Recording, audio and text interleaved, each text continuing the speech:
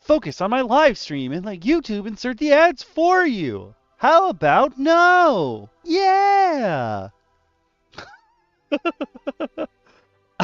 All right, I'm gonna go on YouTube and make sure that everything is running fine. Let me in. No, I don't. Nope, nope, nope, nope. Yep. YouTube's running fine. That means now we hit the Twitch button. I'm apparently going to do voices all night. I don't know why, but I'm going to do it. I guess. Sure, why not? Take me to my channel, please. Oh, excuse me, jeez. Nom nom nom nom nom. No. Sure. No, hold on. What's happening here, dude? What are you doing to me? Thank you. That's what I wanted.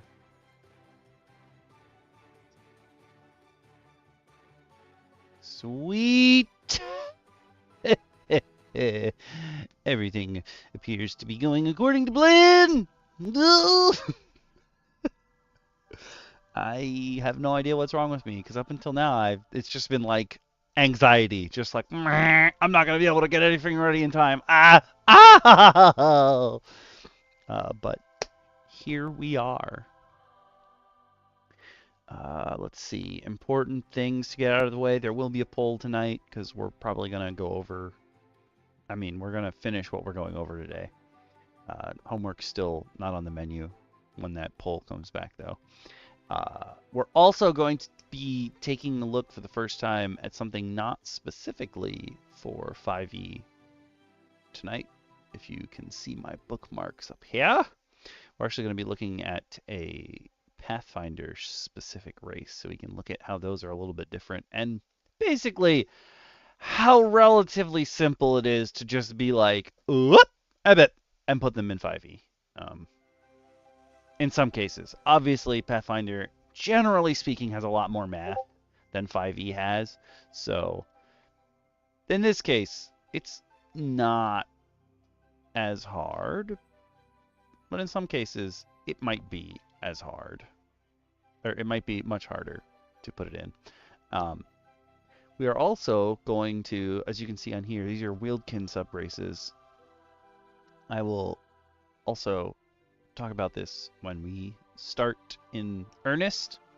But if you don't remember the Wealdkins, we talked about them in our second Races Subraces episode, and that is where we met Raki. So we're actually gonna get introduced to some more creatures within like Raki's subdivision. I just put Raki. I said Raki because I needed to, like, raccoon was too many letters to fit on the screen on my stream deck. I feel like we got to come up with a cool adventuring name for him. Like, the Whisper Devil got Murmur, but Raki is just Raki. Anyway, we're probably going to get some friends for him. We'll go over sort of the base stats that you get from Wealdkin subraces. I also did not open the repository, which I'm just realizing now. I'm going to open that up. Raki, you can go away for now. And I'm sure most of you, upon seeing Raki go away, you must be like,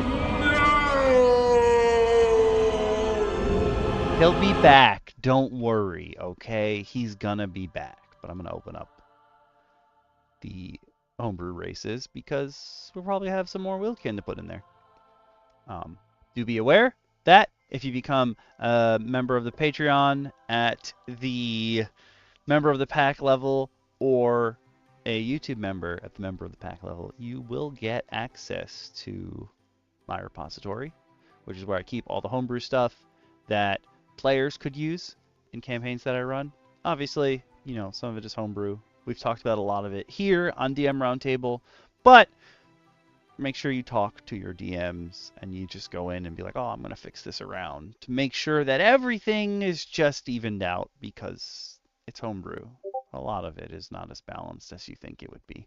And you also get access to my D&D music overhaul sheet, which is constantly getting updated.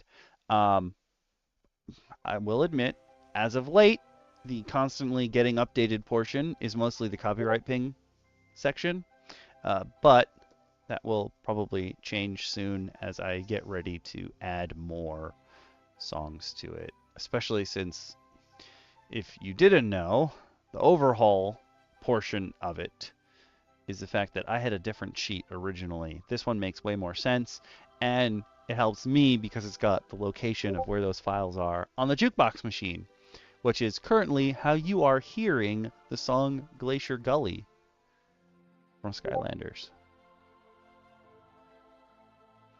It is a different account, which is also how you guys get your community vote within our poll.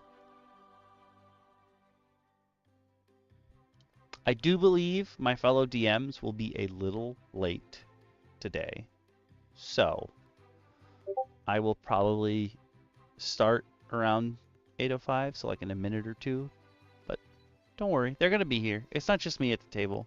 And also all of you, you're all included. Please, if you have other ideas for try, I'm not saying this is always possible. Sometimes the thought just occurs to you.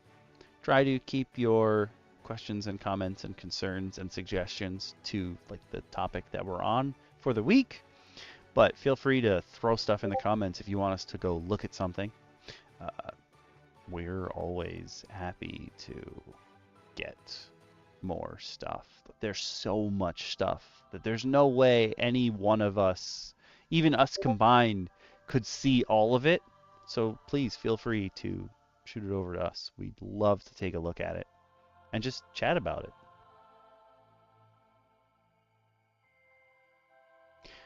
I realized just now that I was not supposed to play Glacier Gully yet. That is for the next session. Well, I mean, it is the same session. It is for actually the next thing we're going to look at. I was supposed to... Hello! Was supposed to play Somewhere I'd Rather Be first. So that's what I'm going to put on. Bloop! There we go. What's up, DM Shin? What's going on, folks? What's going on, DM Okami? Not much, you? I'm coming to you guys from the nether realm, not the deadly plane of sludge. That's good. Though I did happen to hear somebody promote their channel. Oh my god. Yeah, I think we didn't see that. I wonder who did that. Whoever would promote their own channel here. I don't know, man. Thinking about them loopholes. Listen, Deficient Master made me think of it. I'm never gonna go as hard as he made it sound, where like you do most of your content as things that you know will make you money. Like that's just, it would be nice to make money, but I don't know if that's really my whole goal. I mean, we would like you to make the monies to avoid the reasons that we give week after week. True. So what happens when you don't have the monies? Also, destitute Okami, probably not something any of us here on the chat want to happen. Also true. Good. I appreciate y'all. That out there. In case you were unaware, your financial status does matter. But everyone's financial status matters, which is why if you can't pay, just quick things so we can get you paid anyway. I have a new sound quote for this. Come on, push the button! Yeah, come on, push a button! I realize that my fellow DMs can't hear it, but the rest of you out there can.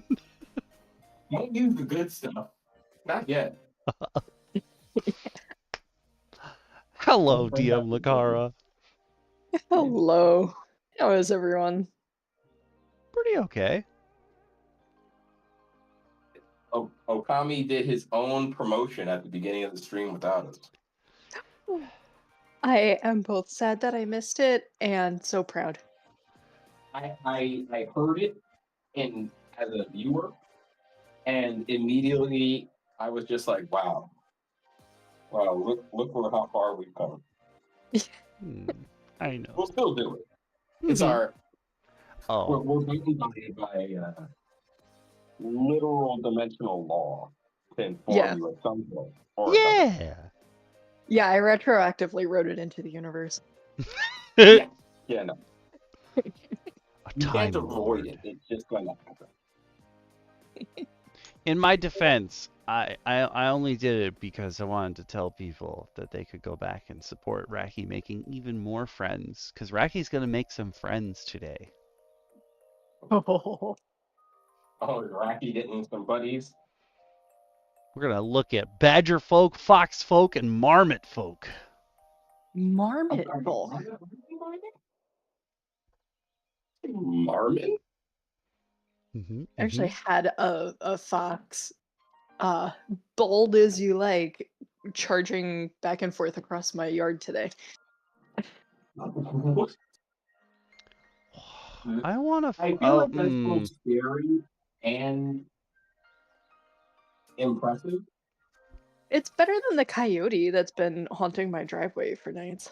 Okay, when you say haunting, it's not a ghost coyote, right? As far as I know, it's not a ghost, but I haven't gone out to ask it. Just in case you were on a spirit quest, and I was unaware. I mean, it shows up as fairly substantial on my videos. It sets off the camera, so I'm guessing there's either a strong electric field or it's real. We can explain this to find. For some reason, you are like super muffled for me. Is that just me? I No, assume you're walking around.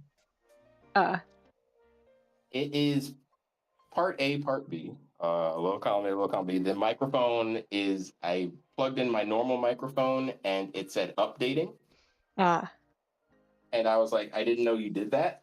So I am using my laptop other microphone at the moment. But I will be back on in a minute. Hey, it sounds better than mine, so don't worry about it. DM Bacon always makes fun of my laptop when I have to use it because it sounds like a jet engine. Because it's a laptop, but it has a desktop graphics card in it. My God. And he's like, can you just... Listen, I know you have like 700 headsets in that house. Can you just please, for me? Just one. We record these, and you can watch it later. I would not have left Norse mythology nerd fight. You know we don't get started for the first half hour anyway. Yeah, it's an unfortunate curse that like the first 20 minutes is like us getting ourselves settled. It's true. And then we remember, oh yeah, we actually have a topic this week. Yeah. In theory, that would be cut on the actual VOD. Never is. We really and truly don't sometimes need the topic. I feel like if there was a selection or choice, I was just like, go for it. We would go for it. Yeah. I didn't want to start with Raki's friends without you guys. Oh, of course. Yeah. He's part of Tiny Races Underfoot. But yeah, we could actually start sort of on time. Not really, though. Only like 10, 11 minutes in. That's fine. I'm not even here sometimes by then. This is really good timing, I gotta say. We gotta grasp this moment. Gotta carpe this DM. Unless, let me just double check a thing. No, yeah, yeah. Oh, wait, no, these are different. Okay, cool. Just making sure. We had, so the Raki's friends that we're going to start with, these more Wealdkin Subraces, these were not made by the original person. who was Ogskive, who made Tiny Races Underfoot, and then made a supplement after that that had more Wealdkin races. This is like the community updating a community race, which is super cool. And then, weirdly enough, Awaz shared earlier has a friend that makes, what were they? Wealdfolk races. And I was like, Oh, I had never heard the term like wield for these kind of like small diminutive like forest creatures, but I guess that's the accepted term in the tabletop community for all these small forest folk. I mean, it's cute, and I think it probably works better for at least the TTRPG community than saying forest folk, because forest folk Hmm. is a large swath of folk. Let's just Yeah, let's just be fair. Yeah. That's everybody from your standard elves to your weirdo furbolgs chilling in the woods. But That also makes sense too. I will say Wield is also better than furry friends. The furry folk. Because I feel like that Something I feel that's like safe to Google. Yeah, I um, guess that's a good. Hmm.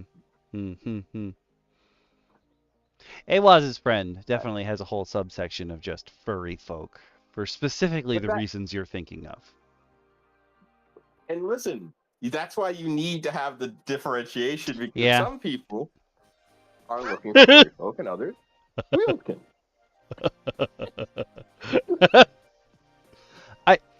You're okay, so you're new to the channel, but because my icon has been something related to Bloody Roar for my entire time being on YouTube, basically, the amount of times people have come on and been like, well, obviously you're a furry, even if you don't know it yet, has been absurd. Like hundreds of comments.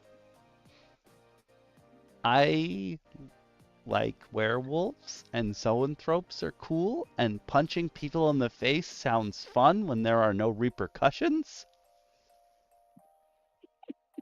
I'm not gonna lie, I've never thought of it, but you saying that makes a lot of sense. Right? It's just the way it is. So, but these new guys, there's even a link here that's like, oh, check out the original Tiny Races Underfoot, because since these are all subraces or subspecies or lineages within your thing, or I don't know what the step below Ancestries is. Sub Ancestries? I don't know. Whatever. This is Zima. Oh, amazing. Amazing. Amazing character. So I thought he was talking about the Gecko. Bozima is in Bloody Roar lore, he is a zoanthrope turns into a chameleon, but he's a bad guy that does experiments on people to see like how far their animal traits can take them.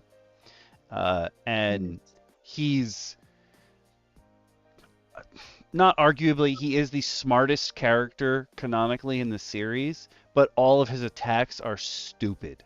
Like his dash attack is that he turns himself basically into a shuriken and just like flails at people and hits the floor hard. But That's he's so a dumb for somebody brilliant, smart. yeah, he's a brilliant scientist, but all of his moves are stupid.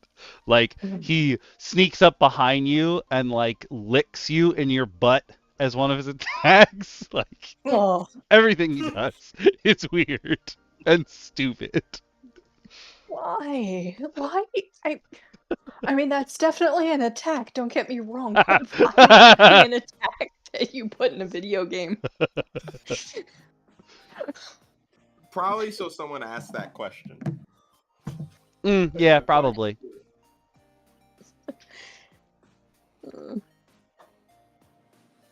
Oh, the guy he does the most experiments on was an insect zoanthrope. Most of them are mammals of some kind, but this guy was an insect, and then he does a whole bunch of experiments on him. And he's a pro wrestling Hercules beetle, and his actual canonical name is Steve Goldberg, like Stone Cold Steve Goldberg. And I'm like, you guys got away with that? It's Japan. They'll get away with anything. It's true. It's all true. Oh, gonna share the link. Oh, yes, I am. That's a very good point. So, I'm going to throw this up. For those of you on YouTube, you can follow along by clicking the link in the description. And the link will also, there's a link within this page that will take you to the original Tiny Races Underfoot. I'm just going to open that up so that we can see the base stats that you get, because since these are sub-races or subspecies or all that other jazz, they're only giving you one of your ability score increases. For those of you on Twitch, I'm going to throw a link up and pin it for the next 30 minutes. Bloink. And I'm also going to throw it up in here so you guys can follow along too. Yay! Time to look at the 4 Second Cousins by JazzyHugh. Hell yeah. So just to catch you guys up, if you forgot about Wealdkin, in which case Racky's very upset with you because you cannot forget him. He's amazing. If you forgot, normally your dex increases by 2. And again, these are 2014 rules. If you're playing 2024 rules, most of this has no bearing on you. No, seriously, please don't. You're gonna get all of your traits from your background because your character has to have worked on a job that pertains to whatever class they're eventually going to become. Forget them having a change of heart or learning something new along their lifetimes. Nope, they were born to do this.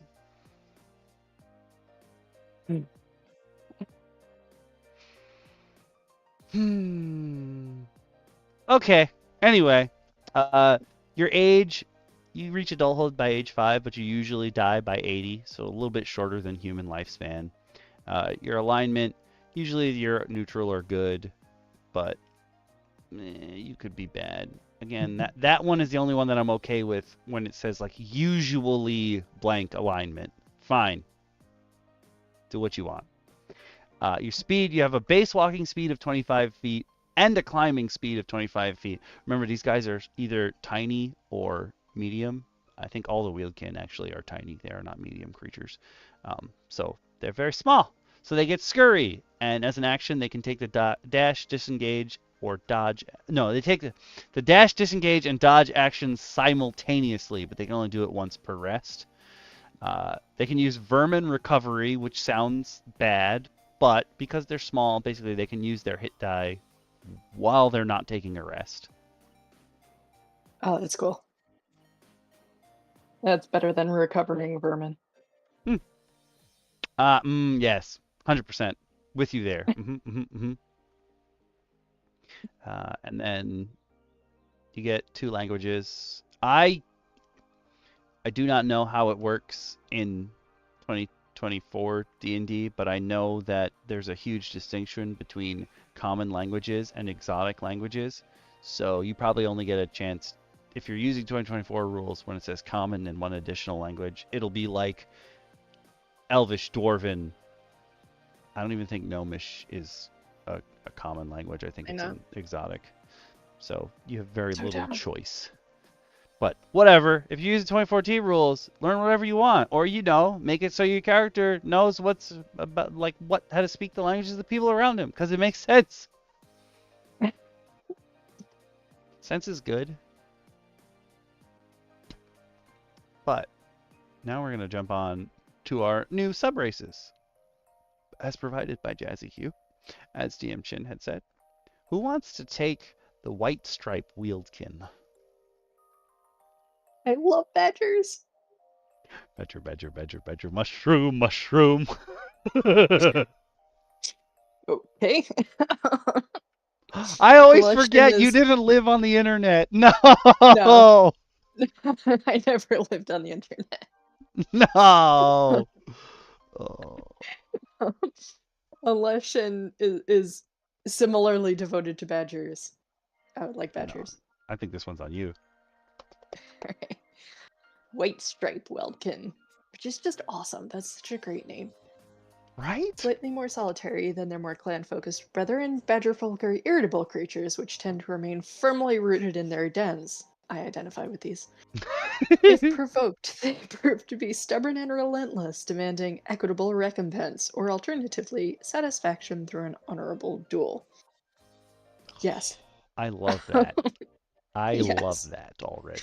If you're going to drag me out of my hole, it'd damn well be worth something. Your constitution score increases by 1. You have dark vision. Although that only says it goes to 30 feet, which I feel like is less than normal dark vision. Yeah, isn't it So usually 60? Yeah. Huh. Interesting. Which is weird, because I would think if anything, they would have superior dark vision, Yeah. since they live underground. I wonder if that's like the creator Jazzy was like, hey, they're tiny, so they must Yeah, I was have gonna say, I like think 'cause they're smaller small. eyes. I think because they're small, it makes sense that their 30 feet is our 60, because we're cutting their maybe their ranges in half. That's not how biology works, though. No. Okay. So if okay. the rest of your party has 60 feet, if one of us is your DMs, you're getting 60 feet of dark vision. Yeah. If it was a mole, I would say absolutely, because they have weak vision in Ooh. general. Mm-hmm, That would make sense. Okay. And burrower, you have a burrowing speed of 10 feet. You can only dig in dirt and other loose earth. Yay. I think that's a good reason that if you're a badger folk and you gain the ability to get like mold earth, or just like any of the cantrips, you just become like the greatest rogue ever. Like become a rogue, take a dip as a druid, mend with the earth a little bit, just for a second. This Then pop seems like a perfect version of Mulch Diggums from That's what I was thinking. Artemis Fowl. Yeah. Yeah, you just basically become him. if only if your DM gives you an extra, like, super powered fart. I think I'd allow it at level 10. It'll be your cap. It's your capstone ability, actually. True. They are all small and cuddly. Even though Raki is perpetually angry, I assume he's gotta be like a tsundere.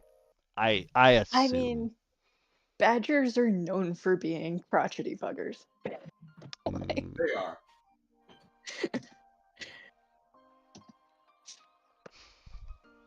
And also white stripe makes it sound like they might be skunks. I was red thinking tail that for too. Foxfolk makes them sound like hawks. Ooh, I didn't think of that, but yes. All right. Do you want to take Marmot Folk and I'll take Red Tails? Absolutely. All right. Red Tail Wealdkin. The Fox Folk. I was hoping that there was going to be a fox in there somewhere. I don't know why. Like, even though I'm used to, I guess, foxes being, like, small and not necessarily tiny. But whatever. Cunning and slightly amoral Wealdkin by nature, foxfolk rarely settle down in large clans. They're much more comfortable traveling from band to band, hawking wares, and collecting gossip. I like these guys. They're well renowned for spreading said gossip as well, oftentimes leaving a path of destruction as old feuds are reignited in their wake. Oh, yay! That's flavor everybody needs. That damn Red Tail was talking shit again. They're like evil to Tabaxi. Yeah. Ooh. I also imagine them and Tabaxi do not get along. Yeah. Oh, yeah, absolutely. Your ASIs, you get Charisma +1, and then you get Sly as a Fox. When you make an ability check using either Deception or Persuasion, you can choose to get advantage on the roll, but you can only do it once per rest. Once per long rest. I like that. That's a good ability. And you expect them to just be talking to everyone, so they're gonna be spreading tails. Like, I'm just imagining all of them are paladin versions of Nick Fox from Zootopia. Yeah, basically. I immediately thought of Nick Fox. Immediately. Like he's just I walking around, he's just like, I could lay my hands on you, but are you sure it's gonna heal you? Nick, stop lying to people and heal them. I sent DM Lacara's husband is the bard in the campaign that she's running, and he was trying to get somebody to believe a story and nobody did. So I sent him this quote from Borderlands, the pre-sequel, that Janie Springs said, and I was like, you have to somehow slide this in to whenever you tell someone a story. But Janie Springs has a quote in Borderlands that is, a story doesn't have to be true to be believed. It just has to be told, and I tell that one a lot. I can guarantee you he had no idea what you were talking about. Damn it. I'm like, that is the best bard quote I've ever heard. Yeah. That is extremely bardy. That is. The funniest part was that the story, it wasn't even a bluff. The story he was telling was the story of the campaign up to that point. And this kid was, but he told it in the worst way possible. The kid was just like, no, that didn't actually happen. And then like everybody else pitched in things that made it sound even worse. Yeah. My So character was like, believes I that have a he's- paintbrush. That was my Yeah. gift from the gods. Which is also true, but not helpful. Yeah. So this poor teenager, this kid that just got rescued off the streets, is now like convinced that he's traveling with a group of madmen. I mean, to be fair, they're not insane, but I can guarantee that if Okami's in the group, there's at least one. There's at least one crazy person. But he turned into a weredeer again. Yeah. You did? Yeah. Yes. I need a weredeer count by the end of your campaign. Ooh. Oh man. I mean, it's gotta be like 3 or 4 already, and all of them are because they got as I did not plan this. It was a drop from a one shot that I used. There was a moonlight ball Oh.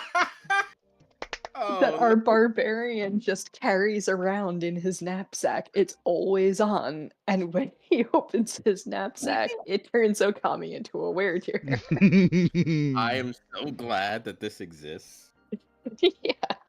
Because I'm just imagining that when you really want to mess with Okami, like the barbarian satchel gets slashed and the ball just falls out.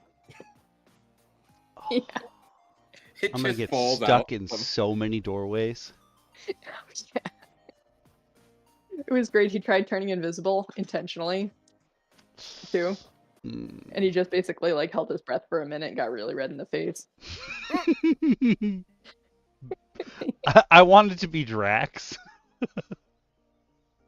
I'm You wanted to standing stand so you still. became invisible. Yes. So still, I'm invisible. That's actually, yeah, your character has a lot in common with Drax. You hear that, Marvel? That did Make not Drax a stand until weredeer. now. What? Make Drax a weredeer. Please. In my campaign, the Laundry King had never seen anything related to Critical Role ever before we started playing, and he was like, "Oh yeah, so he's a Goliath in our campaign." He's like, "I left my home," and one day all we had decided before was that he left his home in the north. He took a boat down because there was nothing there for him. And one day when we were playing, somebody asked what his character's backstory was, and he was like, I was betrayed by my uncle. He took over the clan, and I had to leave. And me and all other players were like, are you Grog? And he was like, who the hell is Grog? And we were like, oh no, you have no contact with Critical Role at all, but you have the same backstory as the Goliath in Critical Role. I am similarly angry because I am working my way through Stormlight 5 right now. And there is a hint of something that might be coming in the book that is something that I created for our campaign. Oh! And if he did the same thing in his book, I'm gonna be furious. Wait, no. I don't know yet. He's just like hinting at something. And I'm like, this had better not be what I think this is. I am so mad.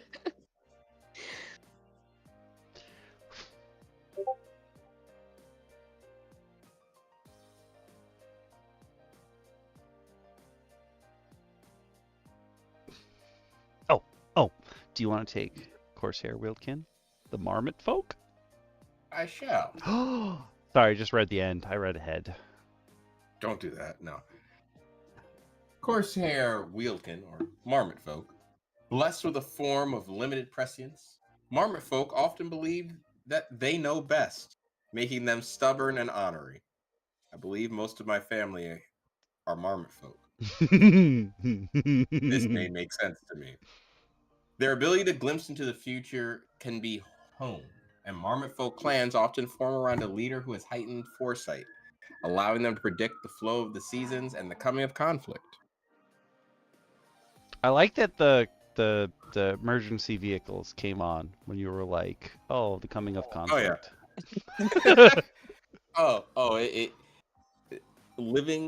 I live next door. Like the best describe where I live to people. I live in suburbia, but I'm also urban adjacent. Mm. And my police and fire station that I visited many times as a child in field trips from pre-K, because my pre-K was down the street from it, I don't know them to ever actually fight crime or fire. But I hear them quite often. And when I see them on the street, because I know most of them, and I ask them, is everything safe around here? They always go, oh yeah, everything's fine. We're not coming around you when we make noise. And I just go, thanks.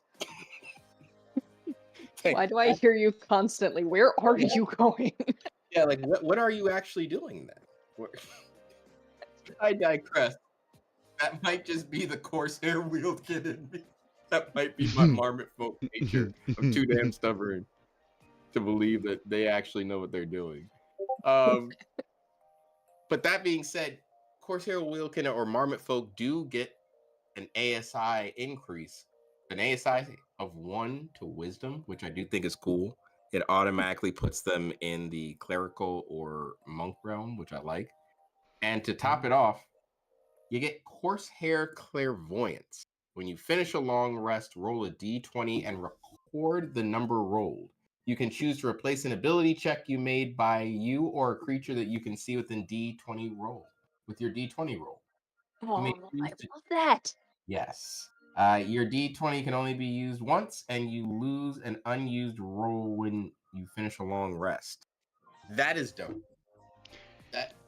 I believe there's a class that gets that as an ability. Oh, it's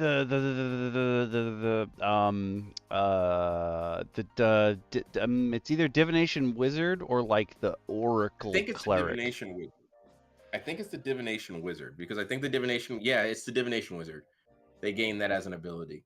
Hear me out. When I read ahead to that, I was like, yo, you know who would be great for this group? Like a den of marmot folk. Every once in a while, a chromeleon comes to hang out with them before he cocoons in there. And like his spiritual energy sort of like pumps out into them and makes their clairvoyance even better. And they like worship him until he wakes up. Maybe he's been asleep for generations and generations. And then he wakes up and he's like, who the hell are you guys? I also like the idea of marmot folk. So the clairvoyant ability, I look at in a weird way of you rolled this nat 1 when you woke up, and you've been mad the whole day. And like as the DM, you're pitching this story, and in the middle of it, like you as the DM roll like a nat 20, and you're just like, oh yeah, I absolutely capture you. And the player who's a marmot folk just slams the desk like, no, you do not. Take this one. Yeah, that's exactly what I was thinking of. I was like, Yep. knowing my I've players, had they a never bad roll day high. as my marmot folk. You're gonna hold this one, and then you're gonna like it. Yep. My players never roll high. I'm like, oh, this is gonna be great. They're gonna screw me over. Oh, I would absolutely use it at the like. That would. Okay.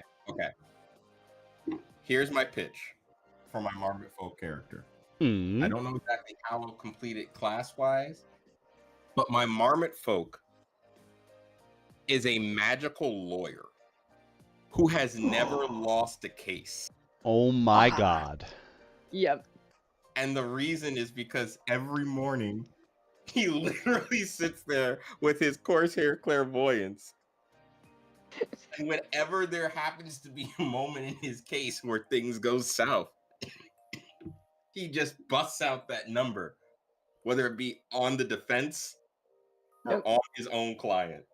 Objection!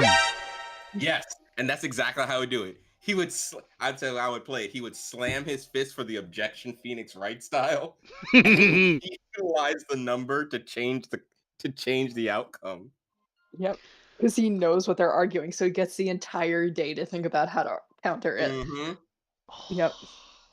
This is good. I like this. This is a good den society. No, you know what you do? He's got an agreement that his arguments are always in the afternoon so that he has the maximum amount of time to prepare for it. And then something happens one day, like there's like the normal judge is sick or something like that, and a locum steps in and he gets a case in the morning. Oh, yes. That's how you start. Yes. Oh my god. This is the flavor y'all come to DM Roundtable for. You only get this here. Only here will you find us cooking stuff up of this nature. Schlorp. In fact, you know who he's defending? The red-tailed Wealdkin. Oh. From the white striped Wealdkin, who was mad and claims that the fox folk woke him up and was on his property. And he's ready to fight. Foxfolk. It's like his fourth time up that month. Yeah. He's just in and out. Everybody knows his name. Yep. Like, this is like the worst episode of Better Call Saul.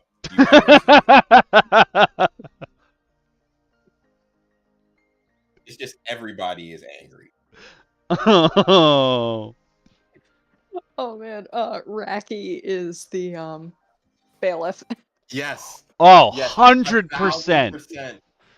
And he never stops making that face. He's just Yep. Every juror is a gray witness. That's how we keep them anonymous in the crowd. Oh my god.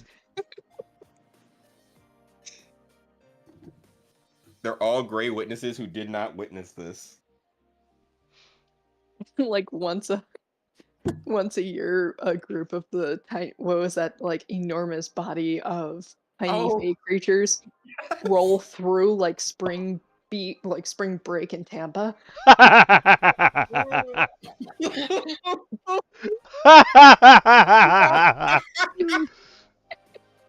There's a specific, whenever someone mentions spring break in like Florida or like in like Mexico, I get this image. I get the most 2000s image of like MTV spring break. Oh, yes. In my head, but 100%. I just fill it in with all the wrong people. Like everyone that should not be there, and it makes me laugh every time. Oh, that's so good. But it is 1,000% Tampa, Florida. Just spring breakers kicking through the doors, except it's this raucous crowd of little creatures. Yep. The fox folk, too drunk, gets left behind. The badger folk wakes up, sees him outside. He's like, I'm going to fight you. This will end Meanwhile, in blood. the fox folk is trying to deceive him. Like, listen, man, I really wasn't a part of that crowd partying. Like, Yeah. you gotta believe me. And the marmot folk just walks up and is just like, I believe him, and you're wrong. To the badger folk, and he's like, we can settle this in court. And this is how the episode starts. Cue the dun dun. Yeah. I'm putting all 3 of these in the repository because it's Yeah, these are fantastic. fantastic. Yeah. Thank you, I JazzyHugh. think they're well balanced. I think that they also add a nice bit of additional flavor to like what we already had with the tiny races underfoot that we got originally. Mhm, mhm. I think it really does add on well without making the other options seem pointless. Yeah, yeah. Because I think that is usually the big pull of a lot of homebrew stuff, is that it kind of it essentially, in a lot of cases, it will turn the base stuff that WotC's giving you into child dribbles and scrolling. You know, you look at it, you go, why would I ever take this? Yeah. Yeah. This, and that's usually probably my biggest qualm with a lot of homebrew classes, where that they're untuned and overbalanced in certain weird ways. Mhm. This is perfectly balanced. It doesn't do too much. It adds to the already existing Wealdkin info that we were getting with the mouse folk and the raccoon folk before. And it doesn't force you to change everything you know about their traits. It just adds stuff on. Yeah. I mean, I would Mhm. probably give them like each like one additional ability. Just like one other thing that they could do, but that's what we're DMs for. That's what you do. Yeah. I think in that, and especially to that, I think I would probably give each Wealdkin or any of them, like how they have the tiny racial feats in the older that we saw in the Tiny Races book. Mhm, mhm. I would probably give them one of those for free. Yep. I'd be like, you can take one of them, maybe even from another tiny race, just so long as we could explain it well. Like, Yeah. allow the marmot folk to have hydromancy if they could explain it to me, maybe. You know what I mean? It's not normal. Very Mhm. Bloomborough of you. Yeah. Oh, it is. But I also like the idea of the badger folk demolitionist. Oh, Who like wakes up angry. He's like, I'm gonna blow it up. If I can't get no peace around here, everything's gonna go. that road demolished. Stop walking in front of my yard. Oh, every time there's construction in his area, he demolishes the construction. Like, nobody gonna be building, making noise over me. The ultimate NIMBY character. Yes. Oh, it's fantastic. Overall, I think they're awesome races, and Jazzy, you did a bang up job. You did such a good job just carrying on the spirit that Ugskive had. Like, you were, here you go. He handed it off, and you were like, I'm taking this home. Thank you. But you came back with a great addition. Yeah. Like Ugskive gave us the meatloaf. You brought the garlic mashed potatoes. Ooh. I'm hungry And we again. appreciate you. Okay. I figured no one was gonna oppose the garlic mash. Absolutely not. I feel like that's universal peace food. Yeah, I don't think there's anybody anywhere that would turn those down except a vampire. Yeah. Ah, a vampire point. might be like, point, you know point. what? I had a good run. It's a good way to die. Yeah. Okay, the next one is actually just an image. So I'm going to send it to the DM chat, but unfortunately I don't have a link for you guys because I don't know how normal people get this. I got it.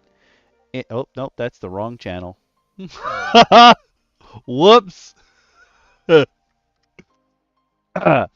Nope. What's happening here? Stop that. I got a link. This one. Wait. There we go. It sent the same Oh link my instead goodness. of that. So Dungeon in a Box is a company that sends out, well, Dungeon in a Box is their subscription service, but they are the same company that does Skinny Minis. And they have a thing going on now where you can pay for a subscription service to get one full D&D adventure with acrylic minis and a map and a little adventure book every month. And even if you do not pay for it, every month they send out some weird stuff in an email that's like, here's some random VTT tokens, here's a random spell. And around Christmas time, they were like, here's a new race we made, the Bakeryfolk. And I was like, huh? But here we are at, the Bakeryfolk. Is that gonna, Good old that's not gonna Bakeryfolk. work? This Hold on, I'm is- gonna figure this out. If you click the picture and There we go. Work. This is the Bakeryfolk. First off, adorable.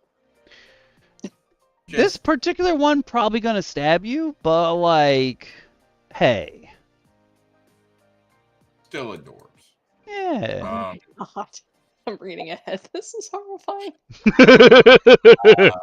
Well, how about the car you take us in to the Bakeryfolk? Since you've already started to read it, I'm curious what you've read. No, I'm like almost at the end. Oh Lord. You want to get us started? I'll start it if you want. Yeah, go ahead. All right. Need some time to Well. process. Bakeryfolk are life-size cookie construct given a semblance of life by the wizard who creates them. The creation of Bakeryfolk is a complex task that requires the use of arcane imbued ovens, ritually prepared frosting, and the highest quality of sugar, spice, and other special ingredients. Are you building a gingerbread person or a Powerpuff Girl? I was thinking that exactly at the sugar, spice, and other special And other ingredients. ingredients? Really? Chemical X. Yeah. Accidentally added a secret ingredient, Vecna's finger. A confectionery demon is what they're building. Literally a flesh golem made of bread. Yep. Although they were manufactured, Bakeryfolk are living humanoids. Resting, healing magic, and the medicine skill all provide the same benefits to Bakeryfolk that they do other humans. There is no way you're not going to tell me my Bakeryfolk does not walk around with flour and water and a produce flame spell and just bake his wounds. Absolutely not. I don't heal like humans. I'm made of bread. The fact that they said, hey, they're living humanoids, don't worry, they're constructs, but also not constructs. Like, oh no. Yeah, this is horror. This is immediately becomes horror. Also, is my mortal enemy like all avian folk? Like, do Kenku have an unnatural urge to peck at me? I'm thinking they're terrified of milk, for one thing. Oh, I'm just imagining. So when we skip a little bit ahead to the size, you could be small or medium. So you can be normal humanoid size, but made out of cookie. Every day of your life is terror that someone is gonna eat you. Have you ever seen the Tina Fey SNL skit of the brownie husband? Yes. Yes. The brownie husband. Absolute terror. This is truly. You can only be in a party of people who are like allergic to gluten. It's your only way to feel safe. I am not gluten-free. You touch me, you die. Do you have Crohn's disease by any chance? Please? Oh God. Offer me asylum, Crohn's sufferer! You laugh now. Wait until we get to nutritious. Oh, yeah. You could attach to this the fact that you get the ability Tough Cookie, which gives you a constitution of +2, which is insane. That's just great. But that also means you're a durable cookie, which frightens me more. And you have a movement speed of 30 feet. A 30-foot man-sized baked good coming at me is not my idea of a good time. It knows the same language or languages of Creator, which means it could potentially know, like, Infernal. I would imagine that's its native language. I'm just imagining he's got normal people To speed. believe it speaks common. So he comes out of like the oven and he's still like partially, like his arms are still cooking, so they're like almost on fire, and he just runs and he's like, ah! Like that's how he's born. Yeah, that's horror. It gains constructed resilience, which means it has advantage on saving throws against being poisoned, and you have resistance to poison. Cool. They don't. Okay. Now I just want to note back to something really important that they said before. While manufactured, they are living humanoids. Except Forward, you don't need to eat, drink, or breathe. I am sorry. that's not a normal humanoid. Those seem like 3 humanoid requirements. It sounds like you're talking about an undead. Yeah. Like it that is not normal.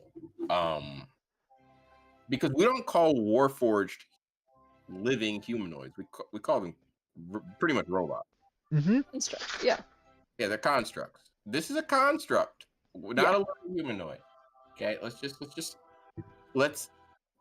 get that out the way. Because on top of it, you're immune to disease and don't need to sleep. Again, and magic can't put you to sleep. Yeah, you also can't be put to sleep, which means wizard cast sleep, you look at the wizard. I was gonna say, imagine he never closes his eyes, then I'm like, I don't think he has eyelids. Yep. No. He doesn't need them.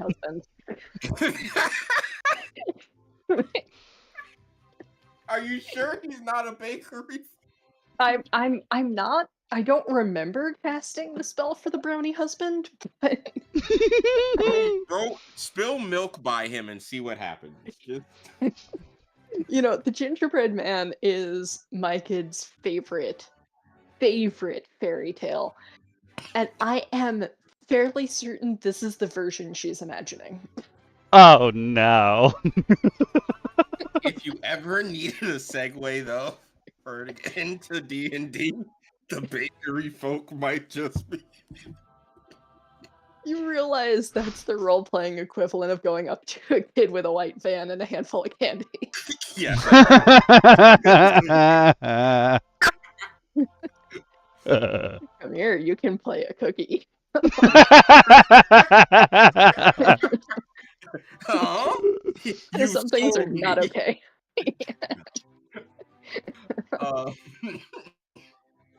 But the oddest thing, besides, the fact they think that living humanoids don't need to eat, drink, breathe, sleep, or they think we're resilient to diseases, is that you gain proficiency with cooking, with cook's utensils.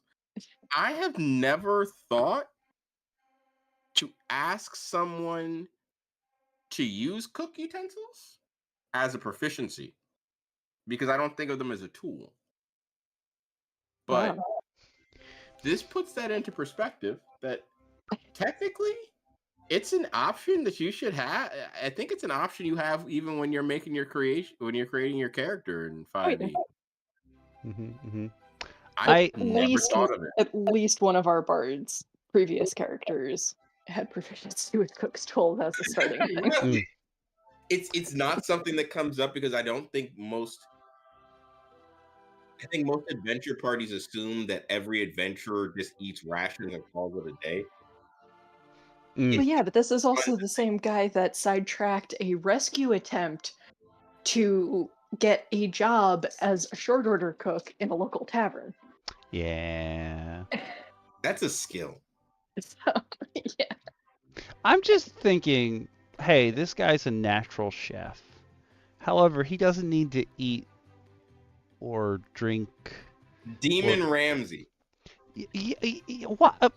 So you're asking this thing that's made out of food to cook for you, which is also horrifying on a level.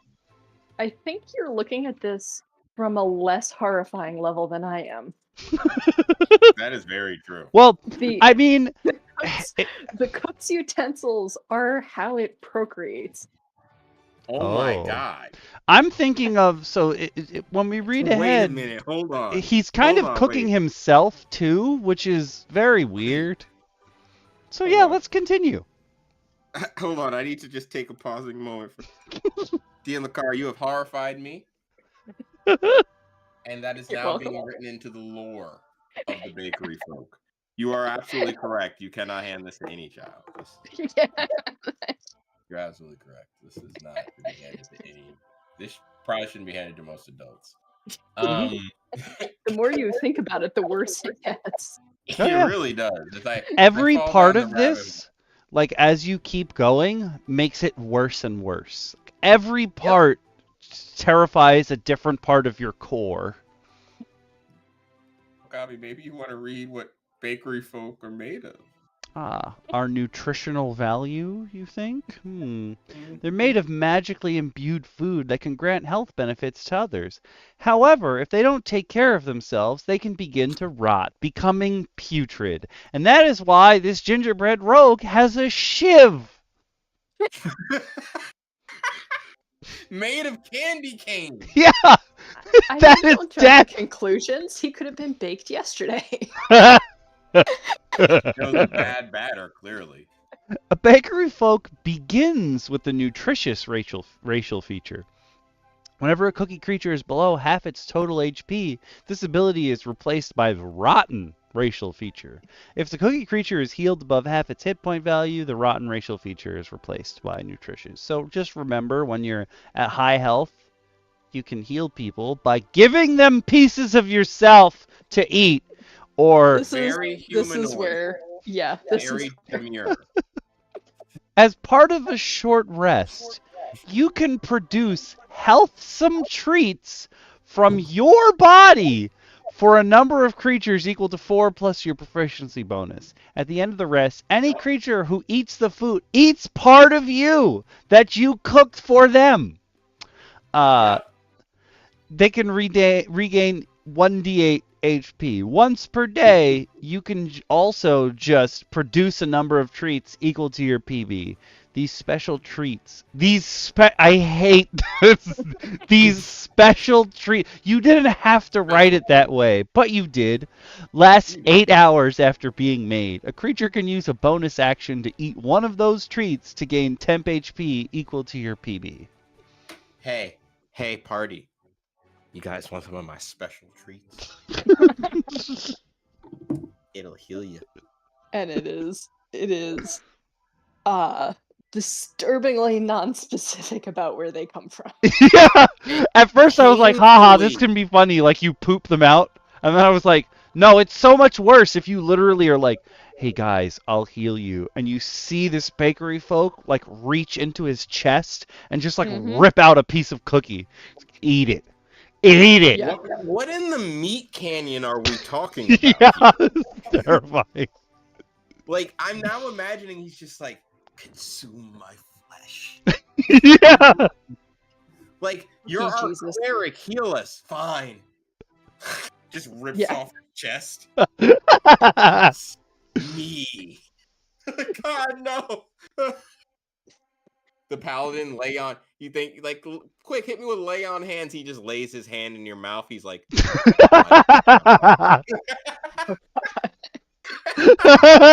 Bite down. Bite down and heal. And he makes weird sounds while you do it. Oh yeah, they have. Oh, you have to be. It has to be the worst sounds. Like this cannot be heard by dogs or neighbors. Like this is gonna be horrifying. Oh God.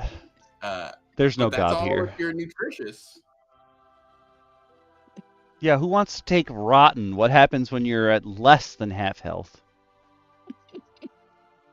I'll take rotten. I think this is the part you've been horrified the most for. No, nutritious was though. Nutritious is Okay. the oh God is the worst. When you make a damage roll that deals poison damage, it ignores resistance to poison damage, so you can poison the unpoisonable. You can create a dose of potent poison that you can apply to a weapon or ammunition as a bonus action. Doesn't say how you create it, you Doesn't, just create nope, it. At least it doesn't say from your body. The poison retains its potency for 1 minute or until the weapon or ammunition scores. Scores? I don't know Hits? what they. At first, I was like, you mean like if you slash lines into it, like you're scoring it? And then I was like, oh no, I think they mean until it hits. I think so, yeah. Yeah. When a creature takes damage from the coded weapon or ammunition, that creature must succeed on a DC 14 con saving throw or take 2d8 poison damage and become poisoned until the end of your next turn. Wow. The power can be used a number of times a day equal to your proficiency bonus. So 2 times at level 1?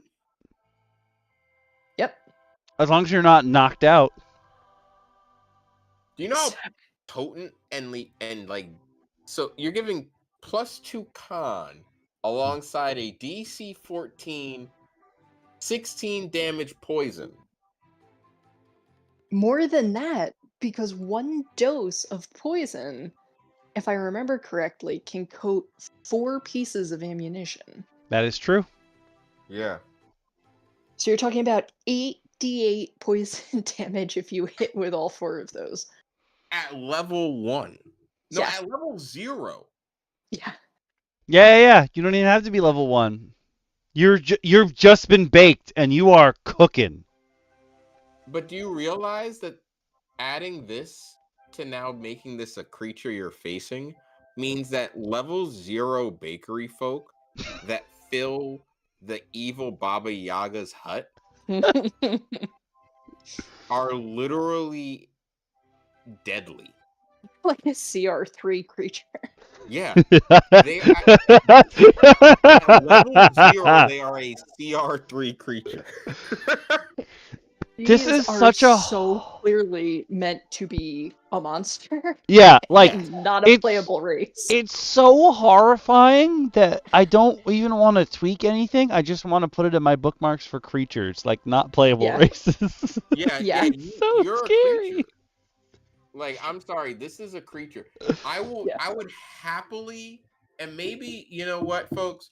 Maybe this will be something that we can do down the line where we take homebrews that we've reviewed and fix it. You know what this thing is. Yeah. This This is the creature. This is the boss for the commoner background one shot. Yes. Oh my my god. Yes. Something has gone wrong in the bakery. The commoners. You work at the bakery. You literally just worked there. You weren't even a baker. You just were a person who like manned the register. It's literally the front end crew. Here's the bakery screaming out in the back. You go in the back and it's full of these things. I'm thinking instead of I think it's in Candlekeep Mysteries, I think they're mean locks is what they are. But they're creatures that poison your dreams and turn them into nightmares. And if you have enough nightmares in a row, you just become a mean lock as well. And like players might not even know that it's a mean lock messing with them, and that they're about to become a meanlock, and there is no written way to stop being a meanlock. You are just changed forever into something that now gives people nightmares so it can feed on their brains in their sleep. And I'm like, yo, this, you could basically run the same mission. There's some nice candy folk that, bakery folk that help this town get all their stuff done. But at night, sometimes people disappear. And sometimes you find their bodies, sometimes you don't. I wonder what's happening. Like, this is terrifying. There is no way someone made a Bakeryfolk and was like, "Oh my god, my players are so cute. They're going to think this is great." No. Yeah, I'm not writing this up as the friendliest thing. This thing is literally, for anyone who's ever played Soul Calibur, this thing's racial trait is Tira, who was a woman who suffers from BPD on the battlefield. Yeah. This is what this thing, this is what this thing has. This thing literally gets hit to a low enough point and just goes, yeah, I'm going to completely shift the constitution of my body. What living humanoid can shift the constitution Living humanoid of is its normal. body?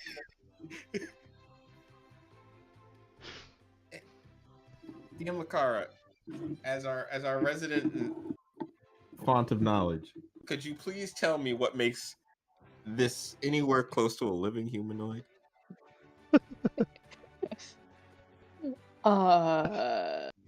Nope.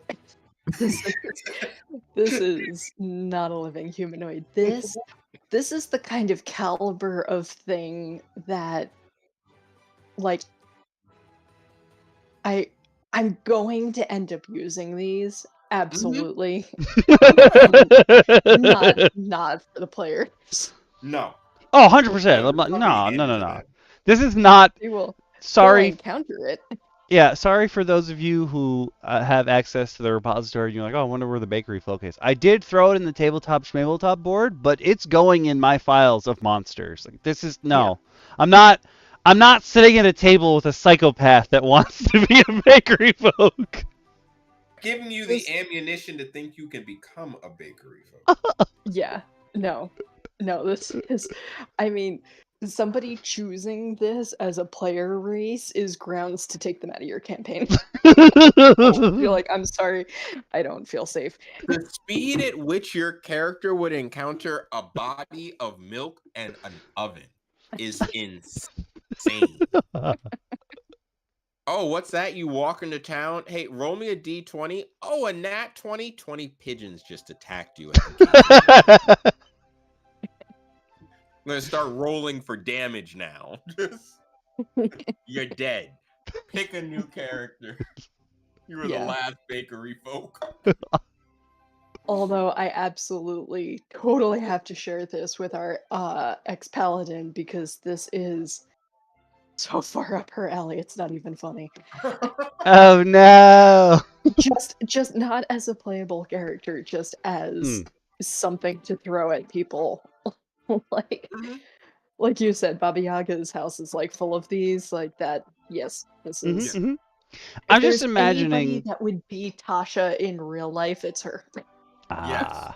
I'm imagining like this particular Bakeryfolk who has his shiv, that like you go to the bad part of town where there's a bunch of Bakeryfolk and you just see people like licking their candy canes into shivs. Giving you the stink eye. That's also probably like the most hilarious scene of your party, like your player party walks into the sketchy bar. They see like a bunch of tabaxi looking at their daggers. They're getting shifty eyes from some half-worked mercenaries. And then they hear someone say, "What?" And they look down, and it's like a bunch of Bakeryfolk with like candy cane shivs like looking up at them like, "You got..." They're like, but they're at a table and there's like an entire ring of empty tables around them. Yeah. It's like, there are people down here, you know, and it's just like, oh, the hell?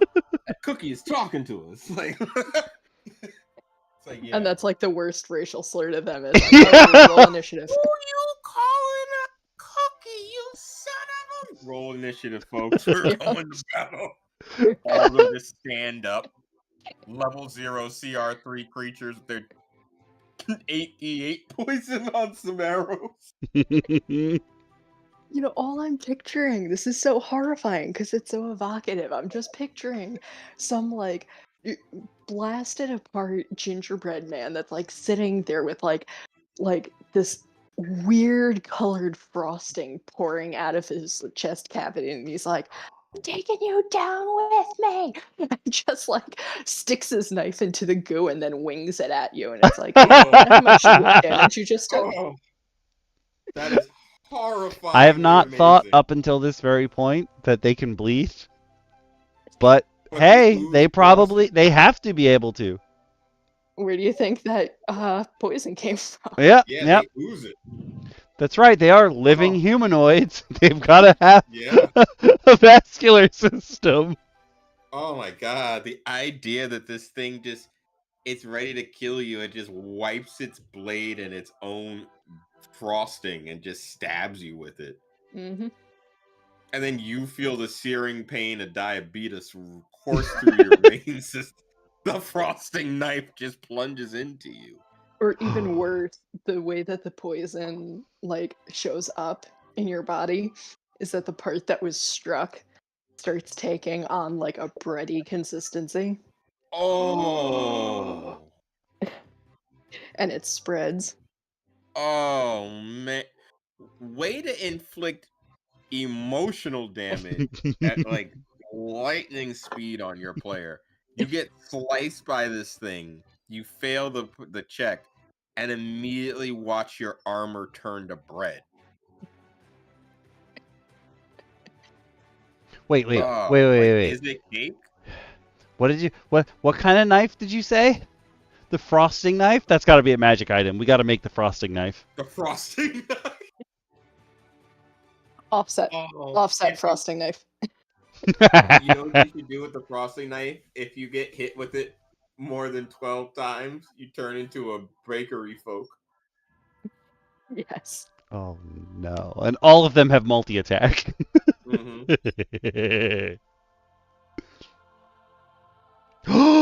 First item, when you attune to it, you immediately start turning into a Bakeryfolk, like piece by piece.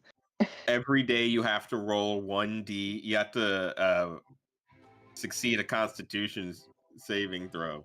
Yep. And every time you drop below half health, you have to roll a Constitution saving throw. Yep. 6 failures, you become a Bakeryfolk. Hear me out. Only way to remove the knife, greater restoration. Yep. Or a wish spell. Yeah, or a wish spell. Yeah, good luck. You find that sort of wish, one wish in there. You sure you don't want to be a baker? The Bakeryfolk come at you in like a, I was gonna say a pack, and then I was like, what would their grouping be called? And I was like, obviously it has to be a baker's dozen. A baker's dozen worth of them come after you. They all have frosting knives and the frenzy trait. So if they connect with a melee, they just keep swinging until they miss. God. True terror. I'm sure Blumhouse is watching this VOD.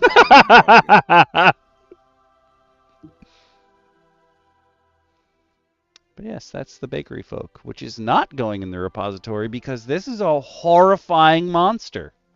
Yeah, I don't think anyone should ever play as a Bakeryfolk again.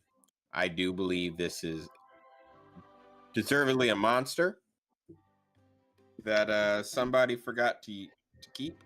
Hear me out. Hear me out. I just had another thought.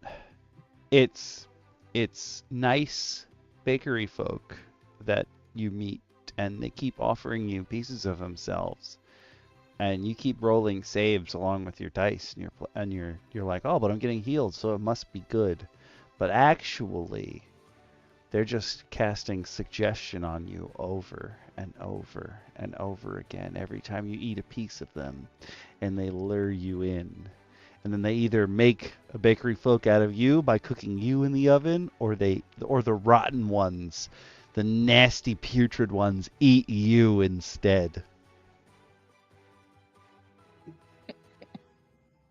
Yep. Fun for the whole family. Nom nom nom. Like This we is said, definitely for kids, TM. folks. Fun for all ages. Hey, I realize I put on like holiday-ish music, but I was gonna say, originally pretty had a fucking horror period. track to go here, and I was like, I should have stuck with the horror. Yeah. I Did think you the horror not would've been realize much the way we more were going to take this? Yeah, should have stuck with the horror. All right. Next up on our list of things to take a peek at today are the Invicera, which I do have links for, so I will provide that link momentarily. Well, it's another link that people can always be provided. Links to Okami's channel. Because, folks, if you've been enjoying yourself as always Snaps. here, watching the roundtable, we hope that you will share this joy with your friends and family and loved ones and TTRPG enthusiasts, so that we don't have to unleash Bakeryfolk. Oh on god, that's you our and new your thing. close Yep, kin. we'll send them after you. You have to avoid the demiplane of sludge and the onslaught of the baker's dozen. That's their gang name. The Yes. Baker's Dozen, yes. I Absolutely. support this. But there's only one way to do that.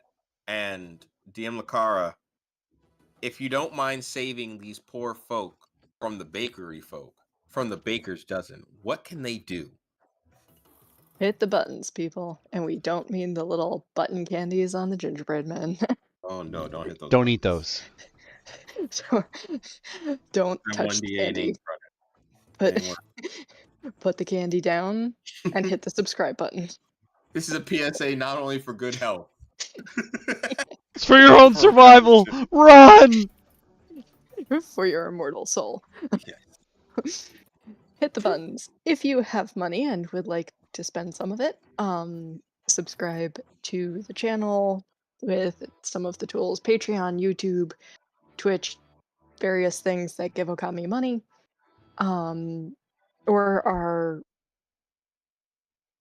And if you don't have money but wish you did, subscribe, like, share, come chat with us, tell your friends. Help us spread like the onslaught of the baker's dozen, but we promise we probably won't stab you with poison wing bodies. Yes. But we may use a few Wealdkin to angrily suggest things to you if you choose not to do so. Yeah. Yes. This bailiff's unhappy with you. Oh, that was good. But seriously, also, folks, if you can, check out the Redbubble shop. DM Lacara has done some amazing work in putting up stuff consistently at all times. You never know when it's going to drop a new design on the store, and the only way you will know is by popping yourself in there every once in a while, and maybe if you can, pick up a button or some stickers for your cool water for your water bottle. We've got unrelated things to the channel up there now. Some cool class related things have gone up, and it's been a lot of cool hard work. DM Economy's been doing a great job here of bringing us to the round table, and we just want to share that with you even further. So hit the buttons, help us out where you can, tell your friends, bring them along, sit them down in a chair, and hold a candy cane knife to them. We don't actually support violence, but if it happens to happen, just blame the Bakeryfolk. It's always the baker's dozen. It's always the Baker's Dozen. Okay, they're a bad influence on all of us. That being said, we're thankful that you guys are here week after week listening to us, and we hope to bring you even more. We'll be here as long as you'll have us. Oh yeah. That sounded more And ominous than I thought it was going to, but yeah. No, it's equal. It's accurately ominous though. The new ranger design will be up in a few. Ooh, ooh, ooh, ooh. You heard it here first, folks. So if you're watching this VOD, there's a good chance that the Ranger design is up there on the Redbubble shop, which you will find in the links below this VOD. For those of you on Twitch, that's on my to-do list. But as long as you head on over to the card, because there's more than one R, you can always get a link that way too.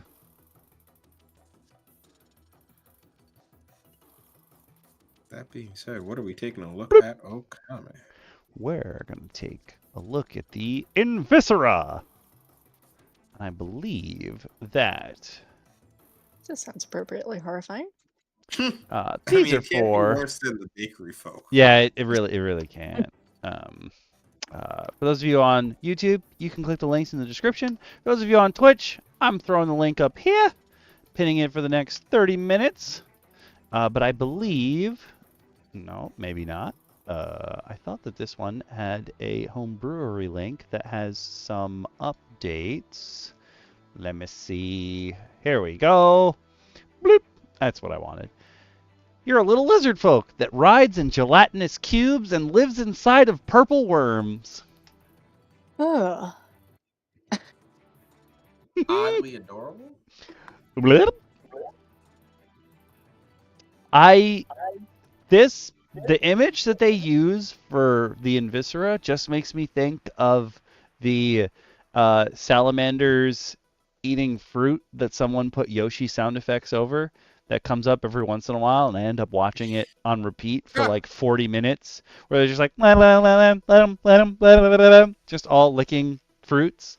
Can't not look away. That's what this face tells me. And also that he probably needs to lick his eyeballs because they're not even focused anymore. Yeah, I stuck with. He definitely should not be holding that potion. I feel like he's about to hurt himself. He might be. We're sticking with animal folk of some regard today. So these guys are little reptiles.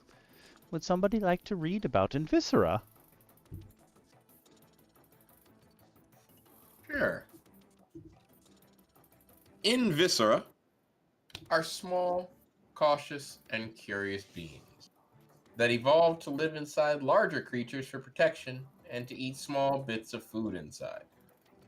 Their slippery bodies make them difficult to catch. Covered in scales, they resist most acids, particularly stomach and other internal acids. These scales can be any color from dark green to bright red. Viscera have long arms and wide tails. Their reptile-like eyes, big mouths, and short snouts give them a distinctive appearance. They also seem to secrete mucus to keep their skin moist and slippery, and their hands and feet have sticky and almost unnoticeable pads which allow them to easily walk or climb on walls. Other races, apparently including dragonfolk, dragonborn, lizardfolk, and grung, find Invicera adorable, resembling a mix of frog and lizard folk. They are cute, but have a natural electric shock for protection and to help get out of their hosts. Wow, look at him. He's so cute. Wow. I'll give it that. This thing is definitely interesting. What up? But to think this thing just lives inside, it's almost parasitic. Yep. This is the weirdest venom there ever was. Yeah.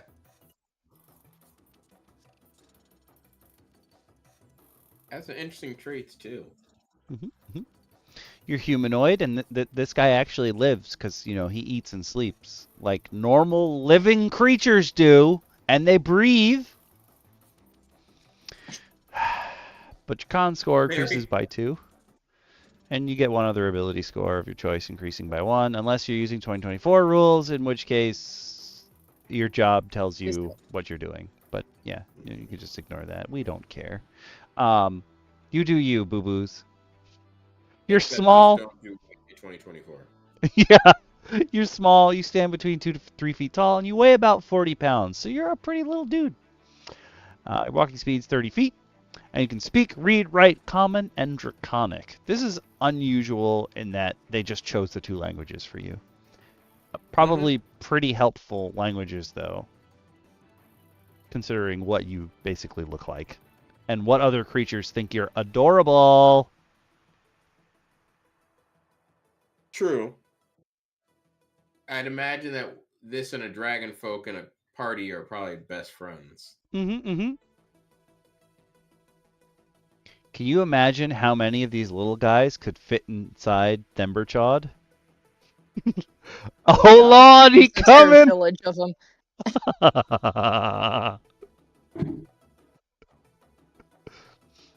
Would you like to take the rest of the features, DM Lacara? Sure. Dark vision. See, here's normal dark vision, 60 feet. Slippery. You have advantage on ability checks you make to escape a grapple, and creatures have disadvantage to grapple you. Adhesive appendages. Those are 2 of my least favorite words put together.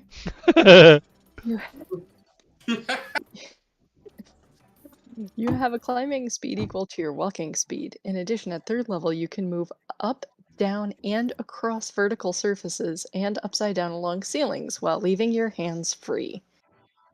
You're a gecko. You're a creepy little jelly-living gecko. Gut Dweller. You use other creatures as a home, granting the following abilities. You are resistant to acid damage and immune to acid damage when the damage is from being inside another creature. When swallowed or inside another creature, you are not restrained. These are the things that you want that, what was that, the law thing from last week? That is exactly what I was thinking of. Send in the Invicera! Oh, you thought it was your idea to swallow him? That's cute. This is my home now! Oh my god, this is really nice. I like it here. Oh man, and it like settles in and it never stops talking, and the maw is like trying to be this like lonesome, brooding, yeah. Oh, are you about to eat those people? Those look like really nice people. I think those guys would definitely be a fun digestive thing. Ooh, what do you think that one over there tastes like? Shut up. Oh man, you could have an entire like spin-off from your campaign that's just conversations between the maw and the Invicera. You can attempt to exit creatures that swallow you with an amount of movement equal to what's needed if the creature died. Once you've used all the movement needed to escape the creature, it can use a reaction to attempt to grab and re-swallow you by attempting to grapple you, which, reminder, it has disadvantage on. I'd be so mad. I'd be so mad. Get back in there! Yeah. No. And to help with that, you can naturally cast the Shock and Grasp cantrip. It doesn't count as magic and can't be negated by any magic canceling effect. Ooh. So you just have... You're a probiotic Pikachu. Yep. And as if those things weren't enough. But wait, there's more. Triggered regurgitation. If you use Shock and Grasp on a creature which has swallowed any other creatures, or if you are swallowed and you target the creature which swallowed you, the creature regurgitates all creatures it has swallowed unless it succeeds on a con save, where the DC is basically what would be your spell save bonus, your 8 plus your con mod plus proficiency. If the creature is resistant or immune to lightning damage, it has advantage on the con save. And you can use that a number of times equal to your proficiency bonus, and you regain all expended uses when you finish a long rest. How many things out there are going to try to swallow you? Figure that out personally. This is a very specific evolved trait. Well, I love the part from the front that says you have a cute face that says pet me, and an electric shock that says that's enough. Yeah. That tracks too. It makes it sound more like a cat.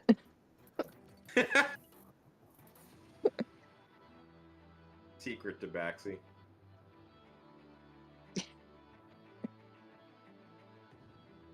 These are, again, something that I think is adorable and great to encounter. Maybe have as a fun tag-along NPC for an arc. Mm. I do not see this as being a useful player race.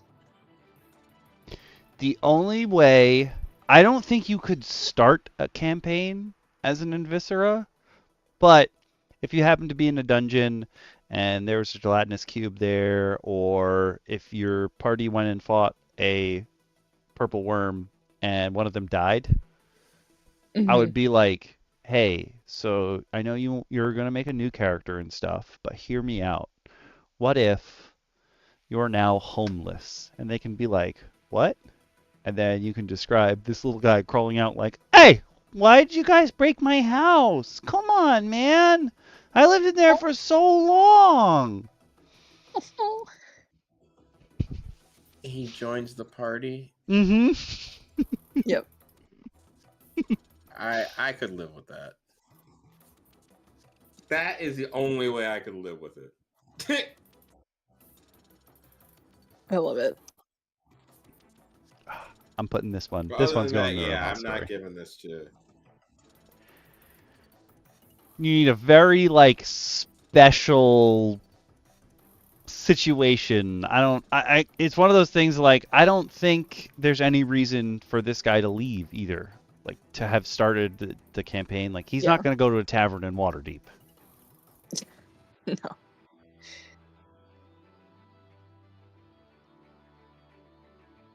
Yeah, I can't find a good reason this thing is adventuring.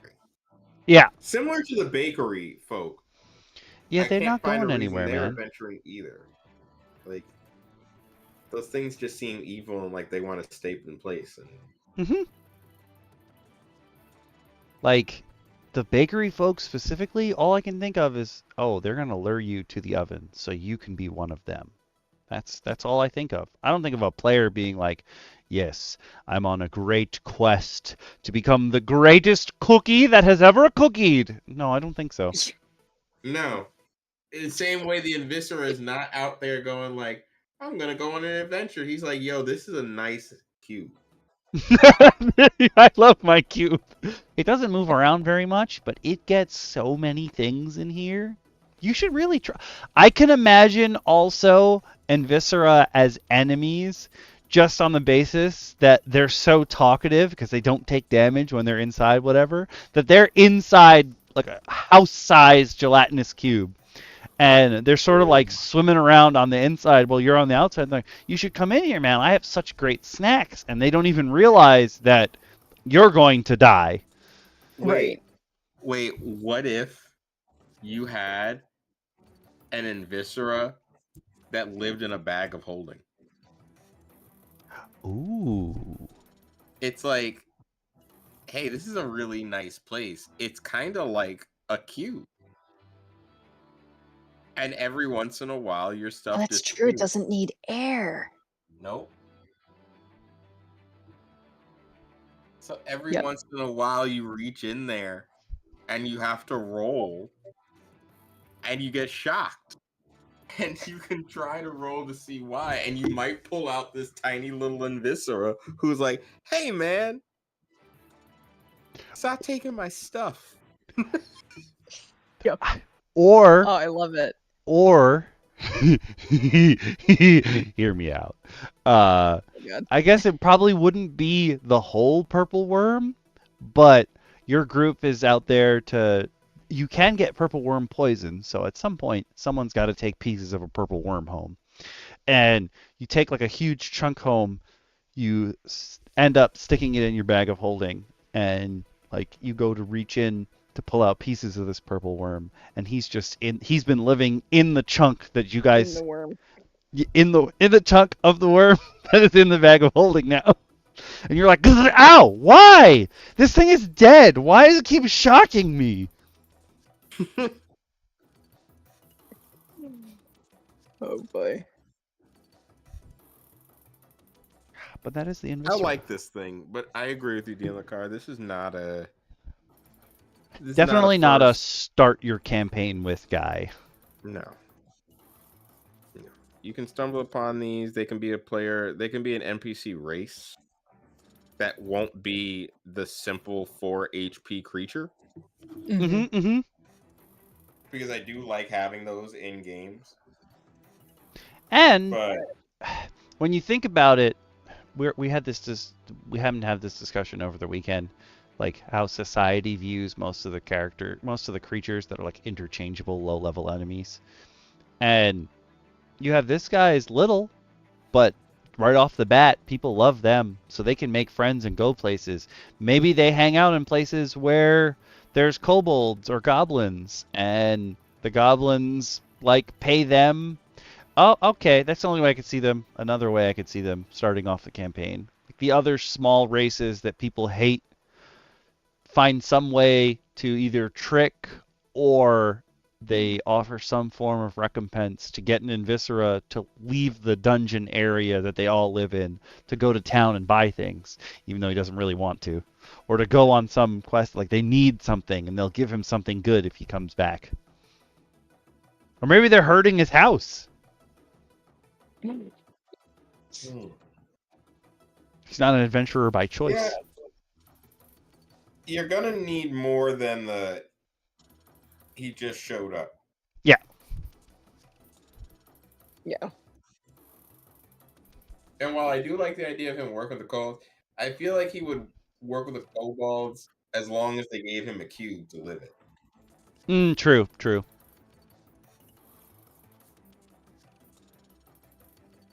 Yeah, that makes a lot of sense. Alright. Our final race, species, ancestry, lineage, whatever, for the night is actually not a 5e race. It is a new Pathfinder race that I specifically... You all know me, I don't actually play Pathfinder. I have some Pathfinder materials lying around, for sure. I don't actually play Pathfinder, though. But for some reason, I got an email not too long ago that was like, new playable canine race dropped. And it was just an email specifically about these dog people. And I was like, I feel like I'm being targeted, but I don't know how this happened. Accept the targeting. Yeah, I'm like, all right, that's fine.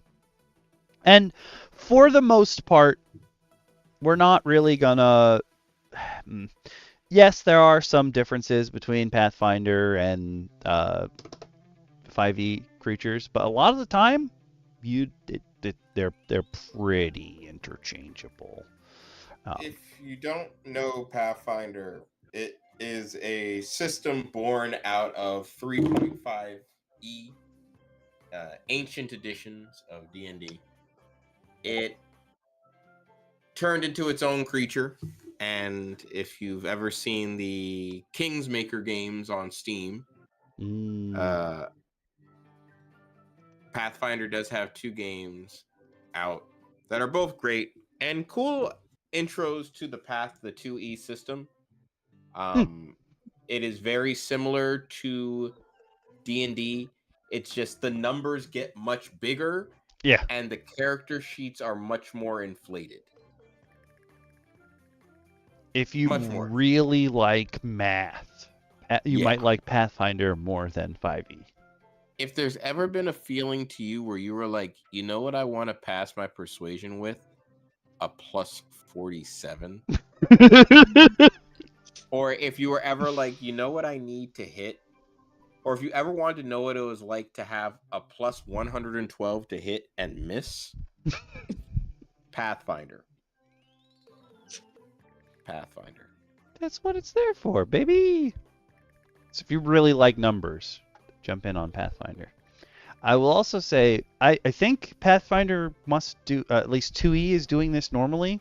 One thing that's cool is like when you look at the ancestry, the first thing that pops up is rare, which I think sometimes you need to tell your players, like, hey, yes, our world does in fact have this particular race, this ancestry, but the chances of you finding one are super small.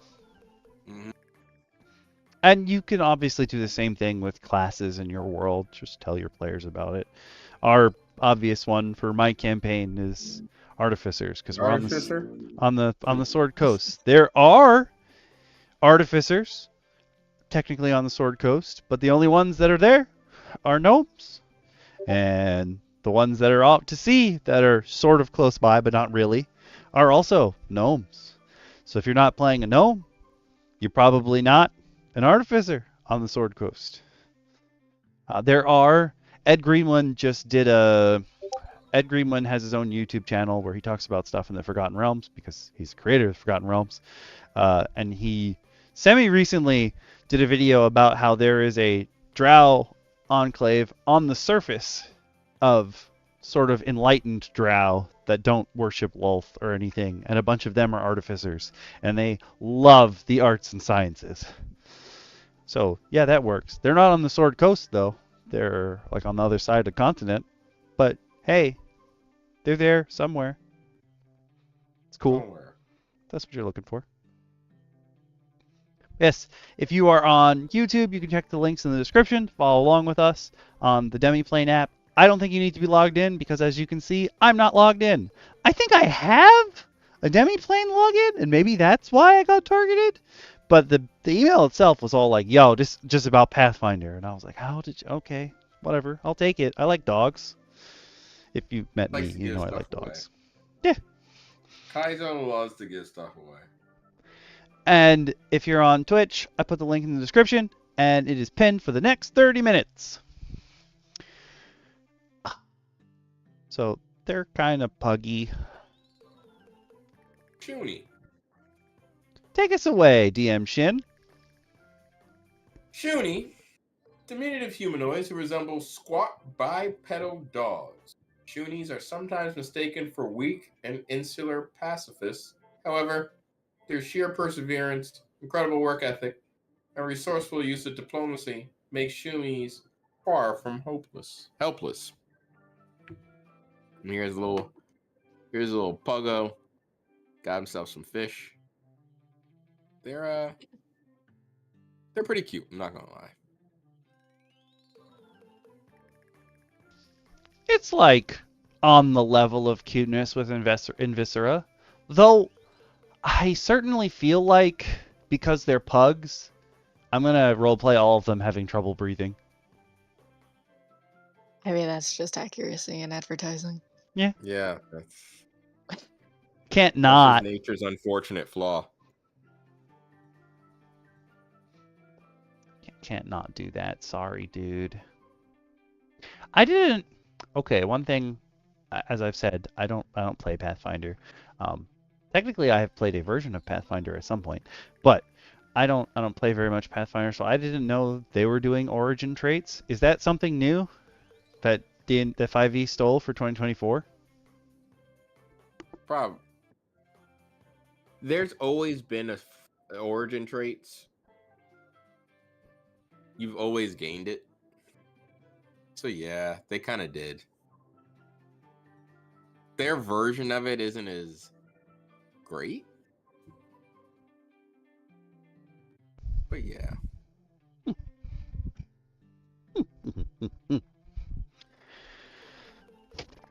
But yeah, we come on down, and we've got. I don't know the gods either of Pathfinder world, so I can't help you with that. But again, they're good people. People like them. They're nice. Aero still is kind of like the hunting. I actually know these, oddly enough. I was gonna say you play Ayamine, Pathfinder. yeah, I do. Not as heavily anymore. Aero still is kind of like your base hunting goddess. I believe that most of I think her favored weapon. So the gods, one of the cool Pathfinder things that they do is depending on your alignment and religion, you actually gain proficiency bonus with a certain weapon automatically. Oh. So, Erastil, being the goddess of the hunt, will give you longbow proficiency just by being a follower of her religion. And it's kind of like a cool way to allow someone to customize themselves more by giving them that proficiency option, which can bleed into a lot of other things. Naturally, it's a lot of stat requirements in Pathfinder.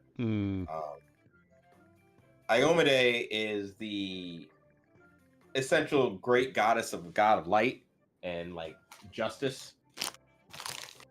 Usually tied to healing. A lot of paladins, like lawful good, is the thing that Iomade is tied to the most. Where Rastal is kind of like neutral good.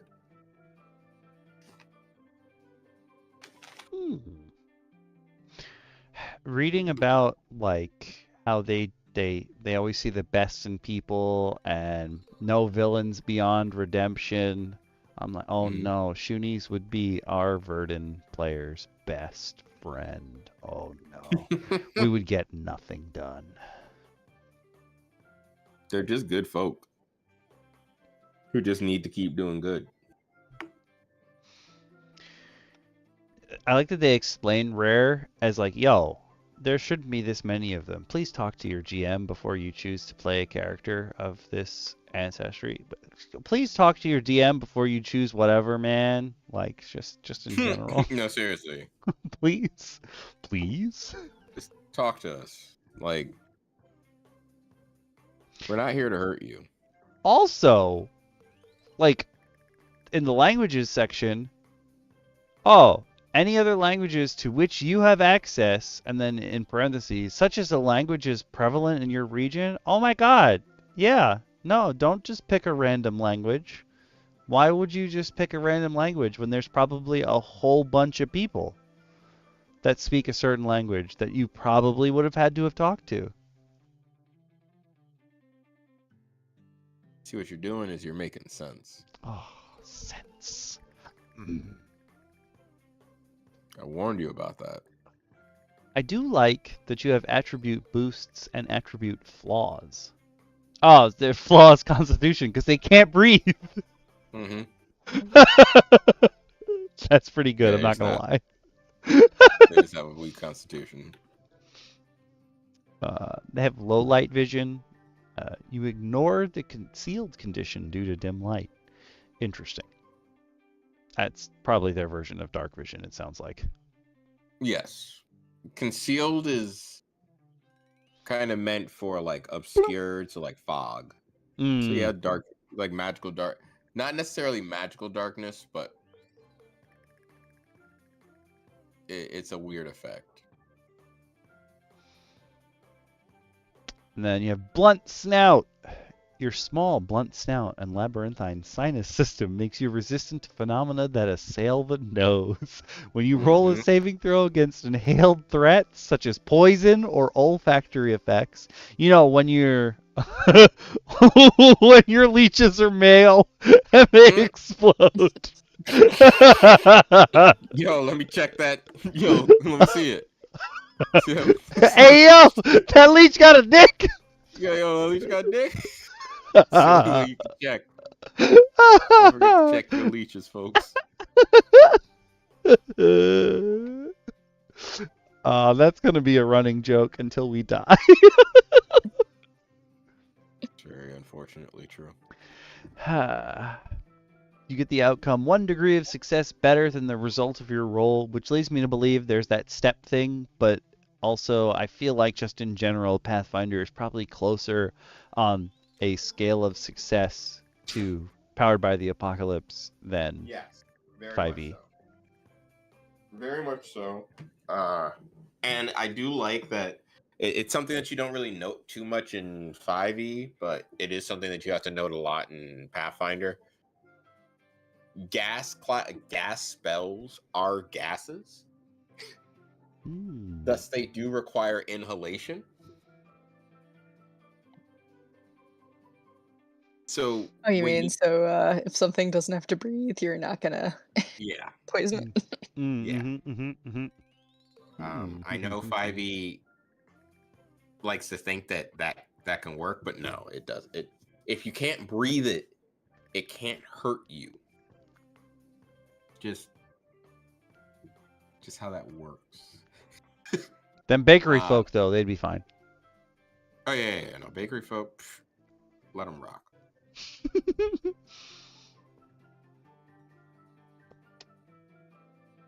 Gives you might sounds a lot like ideals.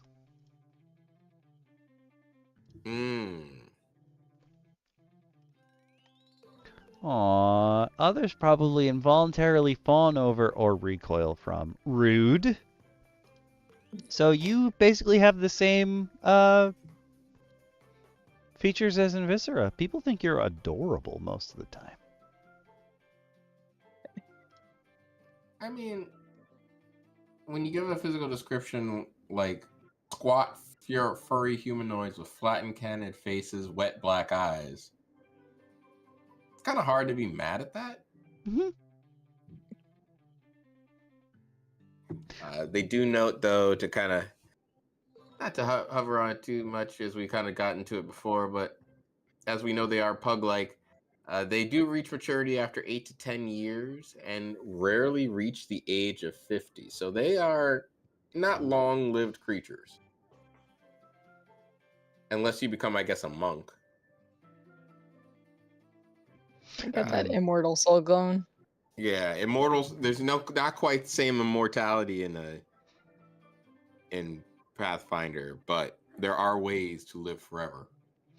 The loose skin gives the fittest Shoony a pudgy appearance. Makes me feel like you think this guy has a dad bod, and then he beats the absolute ever-loving shit out of you just with his hands. Mm-hmm. And I'm like, yes! Yes! Oh, yeah, no, 1000%. Just don't try to outrun him, because you will, and then he'll have an asthma attack. Yeah. Also Can't breathe.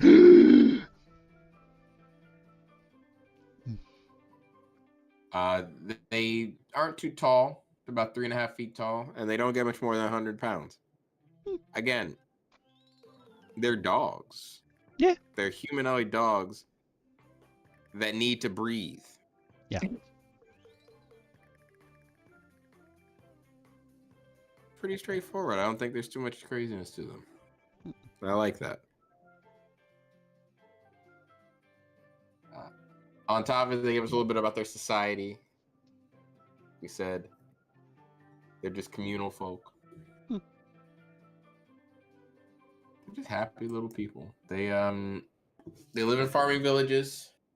No more than 100, though, will settle in an area, and they tend to work the land. Monster, they don't worry too much about dense population stuff. Monster attacks, natural disaster, and exploitation of strong cultures have limited the spread of them across the inner sea region. It's just kind of like Sword Coast idea, but yeah. They're happy-go-lucky with an irrepressible love for the land and their fellow.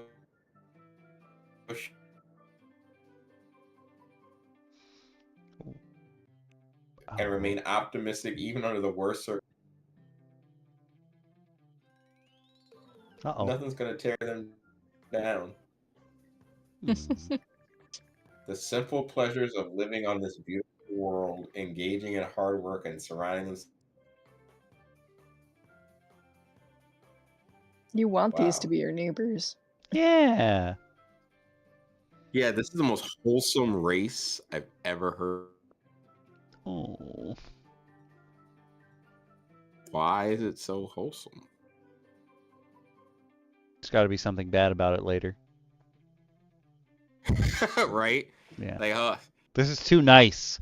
I need horror. I need Bakeryfolk levels of horror. I need to know when the shoe drops. I need to know.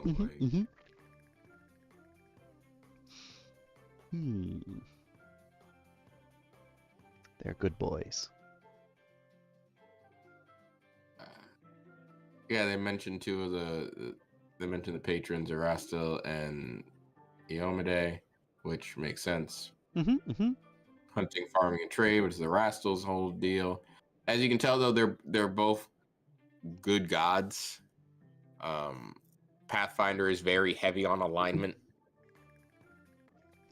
Oh, all the Bakeryfolk have seen the Muffin Man. They work for them. He's probably the head of the baker's dozen. Mm-hmm. Oh, that is the name of the warlock that brought them all to life, the Muffin Man. Oh my god. Yes, how did I not It think of that writes before? itself. How did I not think of that before? That's fantastic. It literally writes itself. I read the name section and my heart swelled with pride for a fictional race. They have an emphasis on found friends, and they take particular pride in naming their children after other loved ones. Oh my god. Aw. That is the cutest shit I've ever heard in my life. Otherwise, their names are short, guttural, and often sound like loose strings of unassociated vowels and soft consonants to other people. That's all and Gully and Steve. Yeah, that's exactly what I'm And thinking. Dolores. Good old Dolores. Oh, that's good.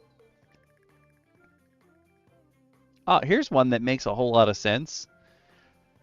Few of them willingly leave their chosen homeland and friends in favor of facing the unknown. Again, becoming an adventurer is inherently dangerous. It is bad for your health. Mm-hmm. Yeah, again, I think people need to remember that the idea of that you want to risk your life is what you're accepting when you become an adventurer.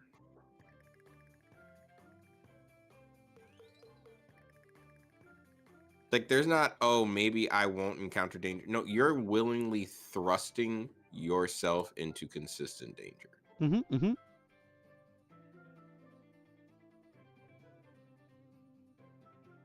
If you think that's a bad idea, then your character will not become an adventurer.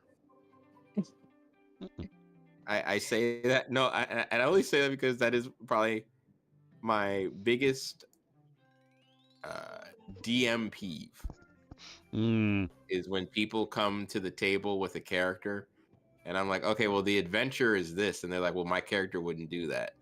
And I have to explain to them that they need a character that's going to do that to be at least at the start of this adventure.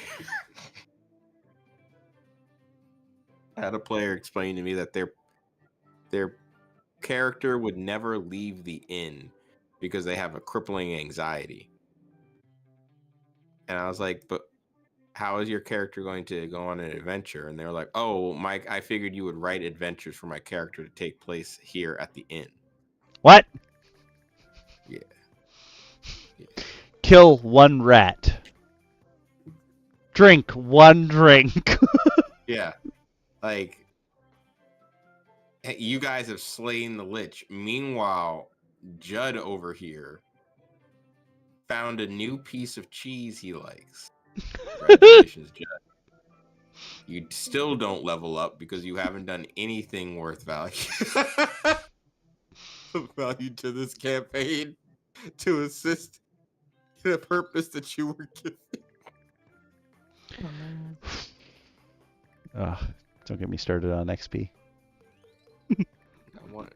Why aren't you giving me XP, We not only did they not get extra XP, for some reason Grimalkin decided he was going to piss off what they know is at least an adult black dragon in the mirror. And then when everyone got hit, he was like, Why? Well, I'm just prodding him, like I'm just bothering him. I'm like, what do you mean why? What do you mean why? It's a dragon that you're taking off. What did you think was going to happen? Do you think you weren't going to Again. get covered in filth? You are Again, filth I'm to not- this thing. I'm not saying you need to, but it would be a shame if by chance your party met an unfortunate scenario. Can I tell you that rules as written, the filth burst lair effect of a adult, and it says also ancient black dragon, is 3d6, and I'm like, that's bullshit. That's it? You can do all this other cool shit, and your lair does 3d6. Get out of here. So, Yeah, I have a hard time believing that one. That being said, I love that they give you Shoony adventures. Yeah. That they usually have the acolyte. They give you an idea that they, again, like you mentioned before, something dramatic or life altering, if not tragic. And they do travel the world, search for riches. It's to bring back to their kinfolk. It gives you an idea of some of the backgrounds you could take. And they are very important, your backgrounds, because they can set you up to learn other feats. I just love that there's an extinction curse players, guys. Oh, yeah. Oh, yes. I think that's where we got the Hexer. And the Witch. And we got introduced to their entire cursing bloodlines. Oh, that's cool. I didn't realize, depending on what you get a feat. Like, what you chose gives you different feats. That's cool. Yeah, if you look at Animal Wrangler, you can gain a skill feat called Titan Wrestler. And it is literally what you think it is. I pick things up, I put them down. You literally get to grapple things up to 2 sizes larger than you, or 3 sizes if you're considered legendary in athletics. Oh. And there's no restriction on anybody taking Titan Wrestler, so you could be the smallest class in the race in the game, take Titan Wrestler, and pick up giants. Oh, that's sick.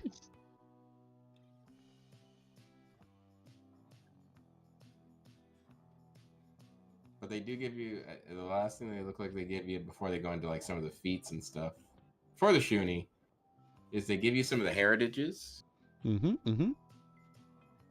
Bloodhound Shoonies, which are trackers. That tracks. Ha. Yeah.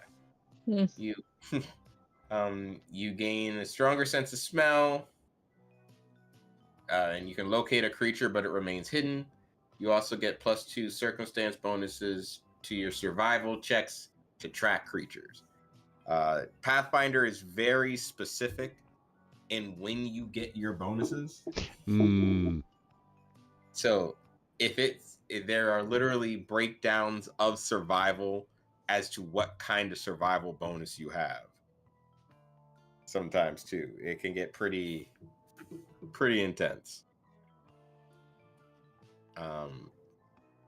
You get Fish Seeker Shoonies, who apparently have the ability to grab big game if you roll a success on an attempt to grab an edge. Basically, if you're falling and you need to grab onto something, you get a critical success instead. If you roll a critical failure, you get a failure instead. Oh, so it just ups you by 1. It ups you by 1 class. That's cool. Oh, and someone trying to disarm you gets crit failure instead of regular failure. Interesting. Okay. You want to take a look at the Paddler Shoony? Yeah, no, DM Lacara, take some of these.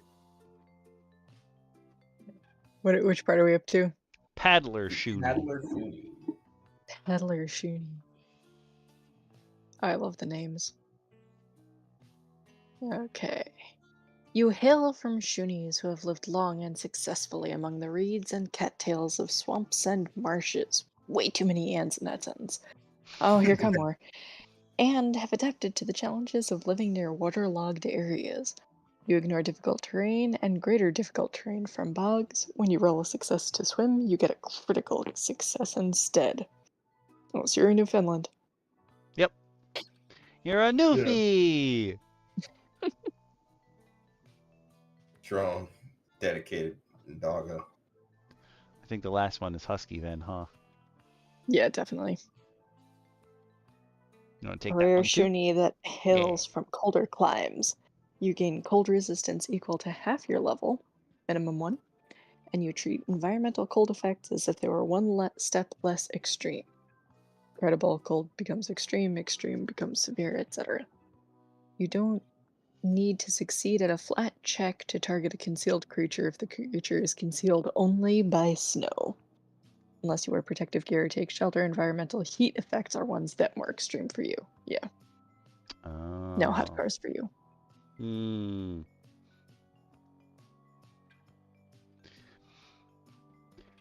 For the ancestry feats, I thought that all of them were going to be like dog related, but the first one is caustic nectar. You have specialized glands inside your throat that you can spit acid from. I want you to think about a pug that at some point is just unhinges his jaw and spits acid at somebody. No, thank you. This is where the horror kicks in, DM Lacara.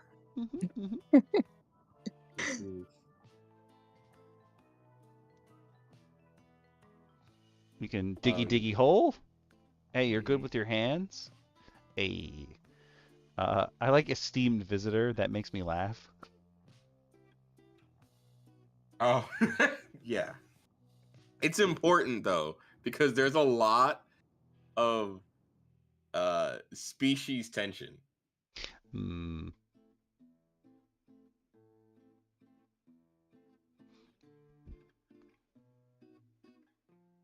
You also get handy with your paws, which is crafting checks to repair non-magical items. Get bonuses, which is always nice. Improvisational defender. You're always prepared for fights that frequently disrupt seemingly peaceful times. It's not any fight. It's fights that are purposely breaking up peace. How dare you ruin this beautiful day with your fisticuffs? Yeah. Like, you've taken a feat that essentially takes offense to people who don't take kindly to people taking kindly.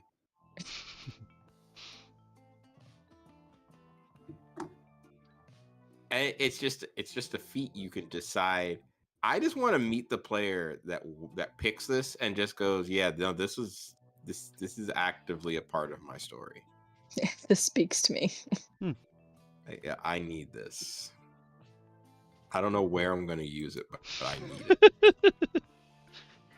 I have no clue what this is for, but I know I need it. Yeah, because I'm gonna absolutely look at the player who picks this and go, when will you use it? Because I want to be ready, personally. But they go on to show you some of the other interesting things. Scamper underfoot is interesting because you get to move around the battlefield easier. Unfortunately, some of the base explanations of some of these are kind of confusing. You can click the drop down if you're on the page to see more of the information on it. But Demiplane has so many tool tips, which is amazing. I wish D&D Beyond had tooltips like Demiplane does. They've built the page to Demiplane's really built around the idea that you want to get as much information where you are at the time you're clicking it and not have to tab through 9 things to understand. Mm. And they're right. No, Mhm. they're 10,000% correct. I do not want to do that, but I hate the 9,000 tabs I need to check one spell when my player decides to cast it in the heat of battle. Yeah. But they do gain cool stuff. They note that you can be exposed to Fey magic, which I think is cool because not all classes, not everyone can take this. And it is noting on the side that these are the expansions that you'll need to own to utilize a lot of this. Mm. One of my favorite things about Pathfinder is that they went really deep into plants and herbology. Yeah. You'll see a lot of it as you go down here. You could essentially be an odd form of, I guess would be a chloromancer. Would that be the right term? Yeah. You can kind of be a chloromancer in this. You In can be Pathfinder. Miko from Paddleborn.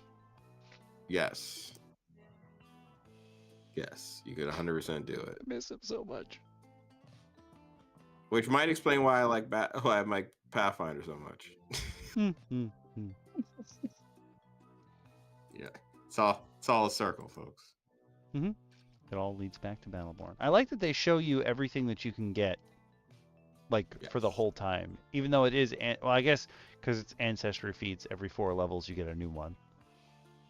Oh, I just realized that it's not the same scale.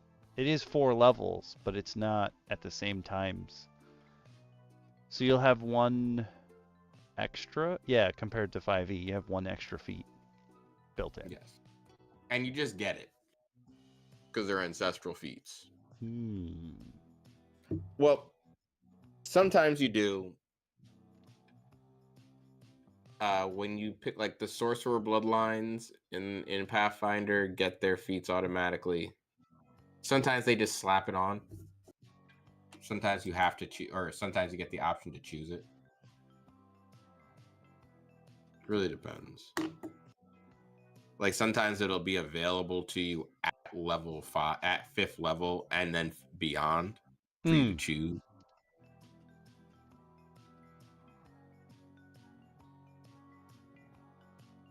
I do think that the Shoony is a cool little creature. I think it's not hard to convert to 5e. Yeah, he's pretty simple.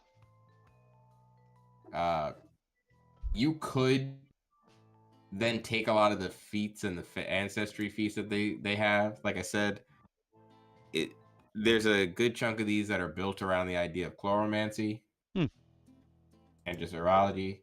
It's kind of what the Shoony is meant for, being an interesting druid.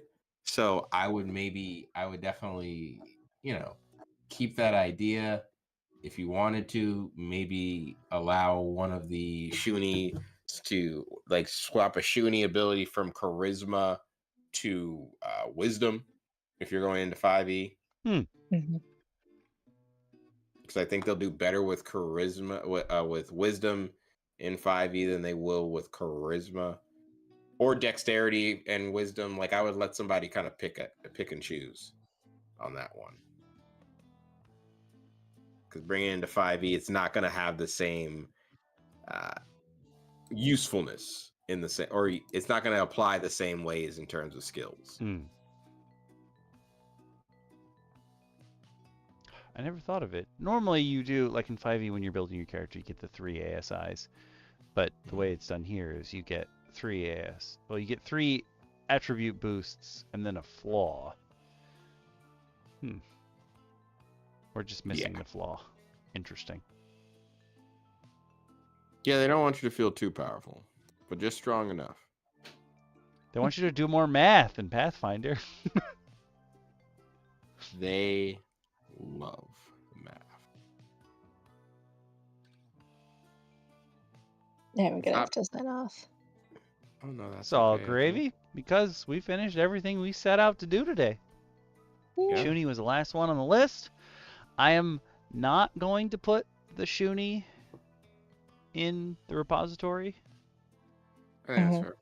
though I totally, if someone was like, I want to make a Shoony, I'd be like, okay, but we're going to have to work on that for a while just to transfer it Mhm. over. But like, I don't have any qualms with it. I don't think it's overpowered or anything like that. No, I think it just requires some tuning. There, but hey, if you want to add a Shoony to your D&D campaign, talk to your GM or your DM, and if you are the DM, go for it. I don't think there's anything particularly wrong with the Shoony. If you are the DM, talk to yourself. Yeah, we all do it. But Kind of. since we're not doing a homework assignment or anything this week, that means there's a new poll. So I am going to throw the poll in the YouTube chat first, because that's where I typed it. And now it's going up in the Twitch chat. If you would like to, Bakeryfolk versus the League of Dare. Yeah, we figured, Yes. like, the people who are against them have to be, like, shooting them with milk cannons and stuff. Yes. Like, it's shape water, but it's all milk. Oh, our month water bottle thing would be perfect. Yes! Oh my god, that's Is there perfect. really an item in existence right now that would serve this purpose? I'm scared. It's a 1 in 8 chance. Yeah. I gave him a water bottle thing, water skin that you roll a d8 and it depends on what it is. It can be water, milk, coffee, tea, moonshine. There's like apple juice, I think is one of them. So Oh, that's great. every day she has to wake up and roll to see what her water skin is full of that day. I Oh, know that's amazing. Fish must have got so excited at the prospect of it infinitely filling, if it just randomly filling up with moonshine. He's like, oh hell yeah. He's like, I keep waiting for that to happen, and it's like never. Yeah, I don't There's so think much ever. comedic potential there, and it has never been. I think it was moonshine once, and like nobody used it or drank any of it. I know Oh, we got no. mead one time and we all drank it. Fist is like, what? A thing full of moonshine unused? Cheese Preposterous. wizards and sourdough juggernauts. Great. Now I'm hungry. I'm Thanks. so hungry. I'm starving. Which Go is eat. weird. I ate dinner right before we streamed, so I don't know why I'm starving, but man. Yeah, I'm eyeballing a bag of cookies. I'm gonna go devour. Oh, I'm gonna See grab you my popcorn. Later. Bye, deal girl. Have a good night. See you Bye. next week. If you players of all classes out there would like to put in your vote for the poll, remember the community gets a vote every week. So choose one of those options. You can put it in one of the chats now, and I'll see it. If you watch this VOD later on YouTube, you can put a comment there, and I'll see it. You can come into the Okami Discord, to the Tabletop Scrambletop, and be like, I'm voting for this. And, oh goody, won't another stop you. bot. I haven't seen you in a while, man. Oh, a new bot? A new bot. How do I get rid of you? Let me figure this out. Audacious these bots have become. Oh, am I not in mod mode? Is that what's happening? Is it really gonna prevent you? Oh, there we go. Show mod icons. Yeah, give me that. Not Warren. Can I report him? No. No, just get That's out. annoying. I'm Bam! warning you, we're telling you to get out. Get out of here, bot! Graham, get out of here! Banned! One message was deleted by a moderator. It was me! But yeah, come into the Okami Curry Discord and tell us in Tabletop Scrambletop. Find me on Twitter. Yep. If you can find me on Facebook, find me on Facebook and tell me there. I don't care. Just let me know you have 24 hours, or roughly 24 hours from when the stream ends to put in your vote. Because a lot of the time I just forget to put in the thing. That happens. But yeah, we have completed another DM Roundtable. Woo! We need to stop doing this. We're getting good at it. We are getting so good at it. So good at it. Everybody love. Actually, people looking at the Redbubble shop and what have you. It's been nice. But yes, be sure to put in your votes for next week's episode. Whoever would, Yes. for those of you who would like to see, if you know what you would like to see, there is a piece of tape stuck to me and I don't know where it came from and I cannot get it off. It just keeps sticking to another piece of my body. Go away. What I is don't know why happening? It made me laugh. I'm free. I was attacked by the tape. The cheese. The cheese. But yes. I'm looking forward to. I think we're all looking forward to hanging out with y'all next week on DM Roundtable. Oh, yeah. Hang out with As us. We always. love you. Okay, bye. Remember, you can come find us on all these other things. Just click some links. Do it. Yay. You should just do it. Do Don't it. forget, share all this stuff with your friends. Because your friends Yeah, need to know come more about the on, push round the table. button. And don't forget, if you can, click all the buttons that help Okami. Love you, bye.